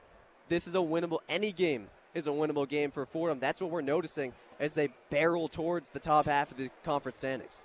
Great thing about hypotheticals like that, Joe, is we're going to find out. The Fordham Rams will be in action next weekend. As Joe said, they'll be on the bye in the midweek, but the Fordham Rams will be back in action next weekend. That'll be on the road at Virginia Commonwealth University. The VCU Rams will host Fordham. That'll be at 12:30 next Saturday on the 28th. For us, from the Rose Hill Gym, me, Chris Carrino, of course, sideline all game long, Izzy Rendazzo, my partner, Joe Henry. It was the Fordham Rams getting an exciting, loud, and overall positive win on a Saturday afternoon in the Rose Hill Gym, 63-59 over the Davidson Wildcats, a 4th straight A-10 win. They'll look to make it 5 straight on the road in one of the toughest places to play in the conference. For now, I'm Chris Carrino. You're listening to Fordham men's basketball on WFUV Sports. We're going to send it back now to the Rose Hill Studios for a post-game report with, of course, who we've heard from all afternoon long, Max Langer, and our host, Henry Wolf. Take it away, guys.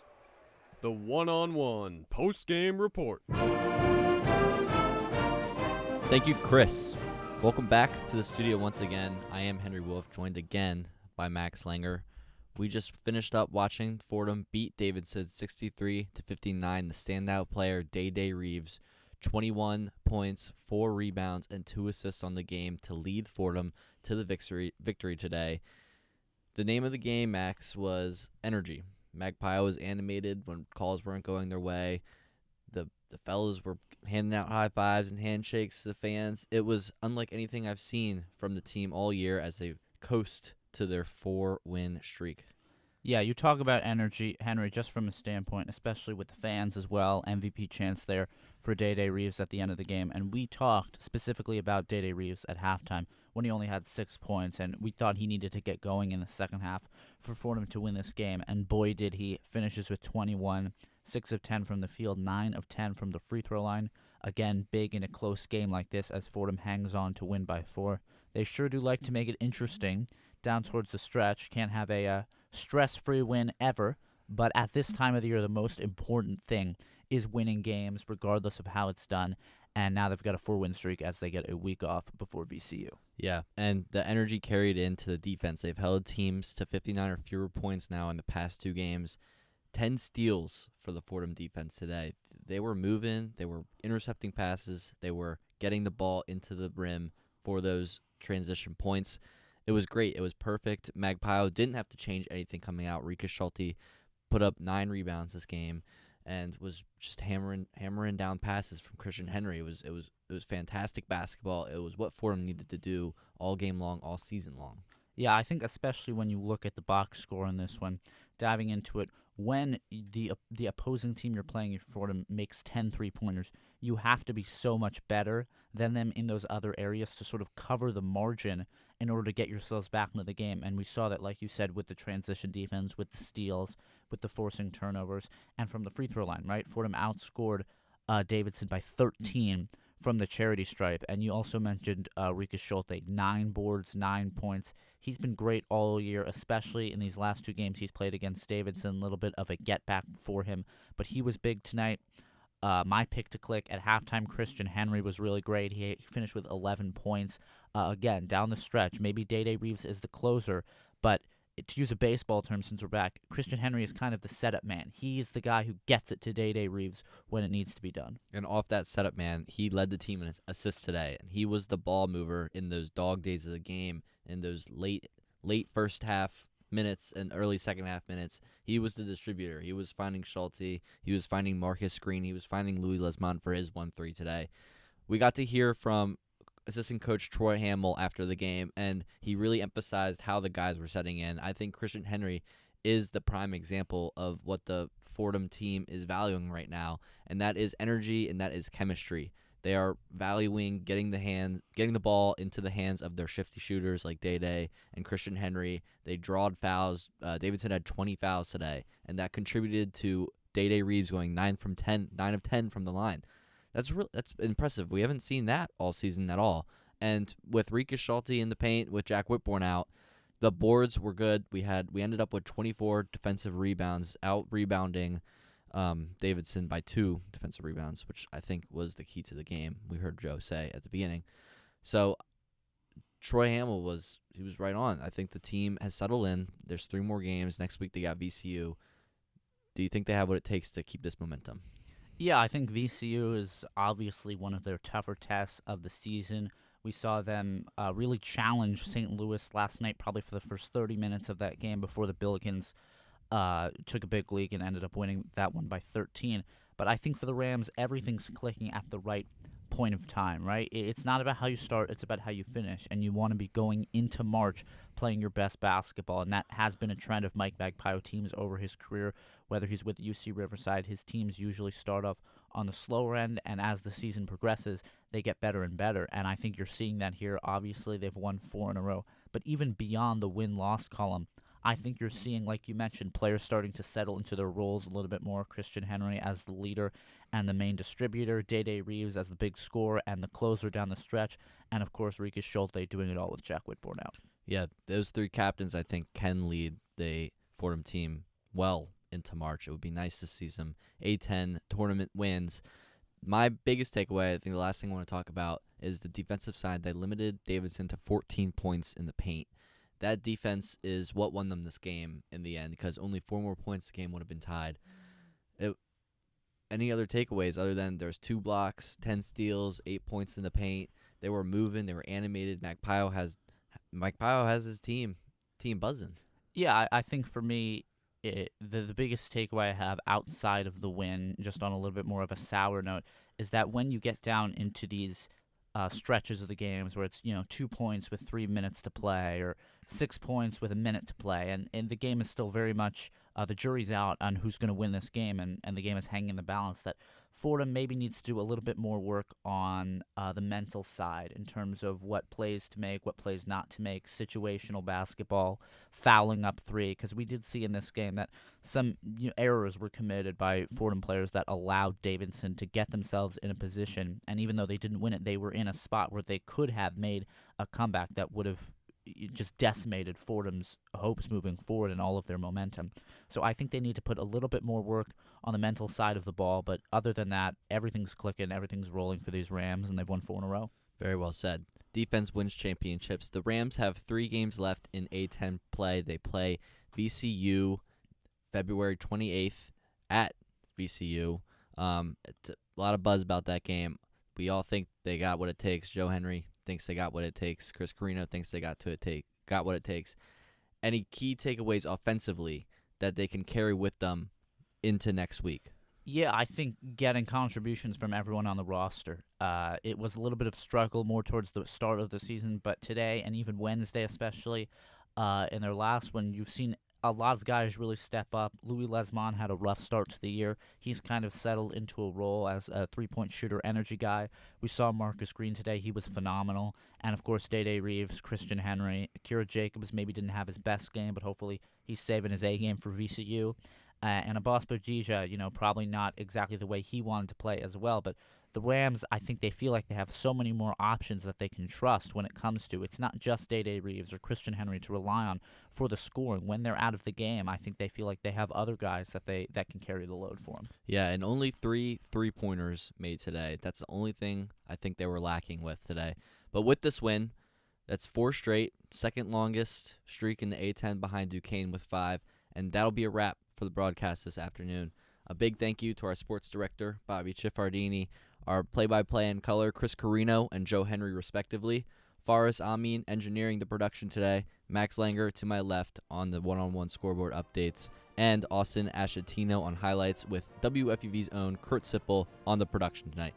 Thank you so much for tuning in by the radio and on the YouTube stream. Until next time, this has been a production of WFUV Sports on 90.7. I'm Henry Wolf. Have a great rest of your day.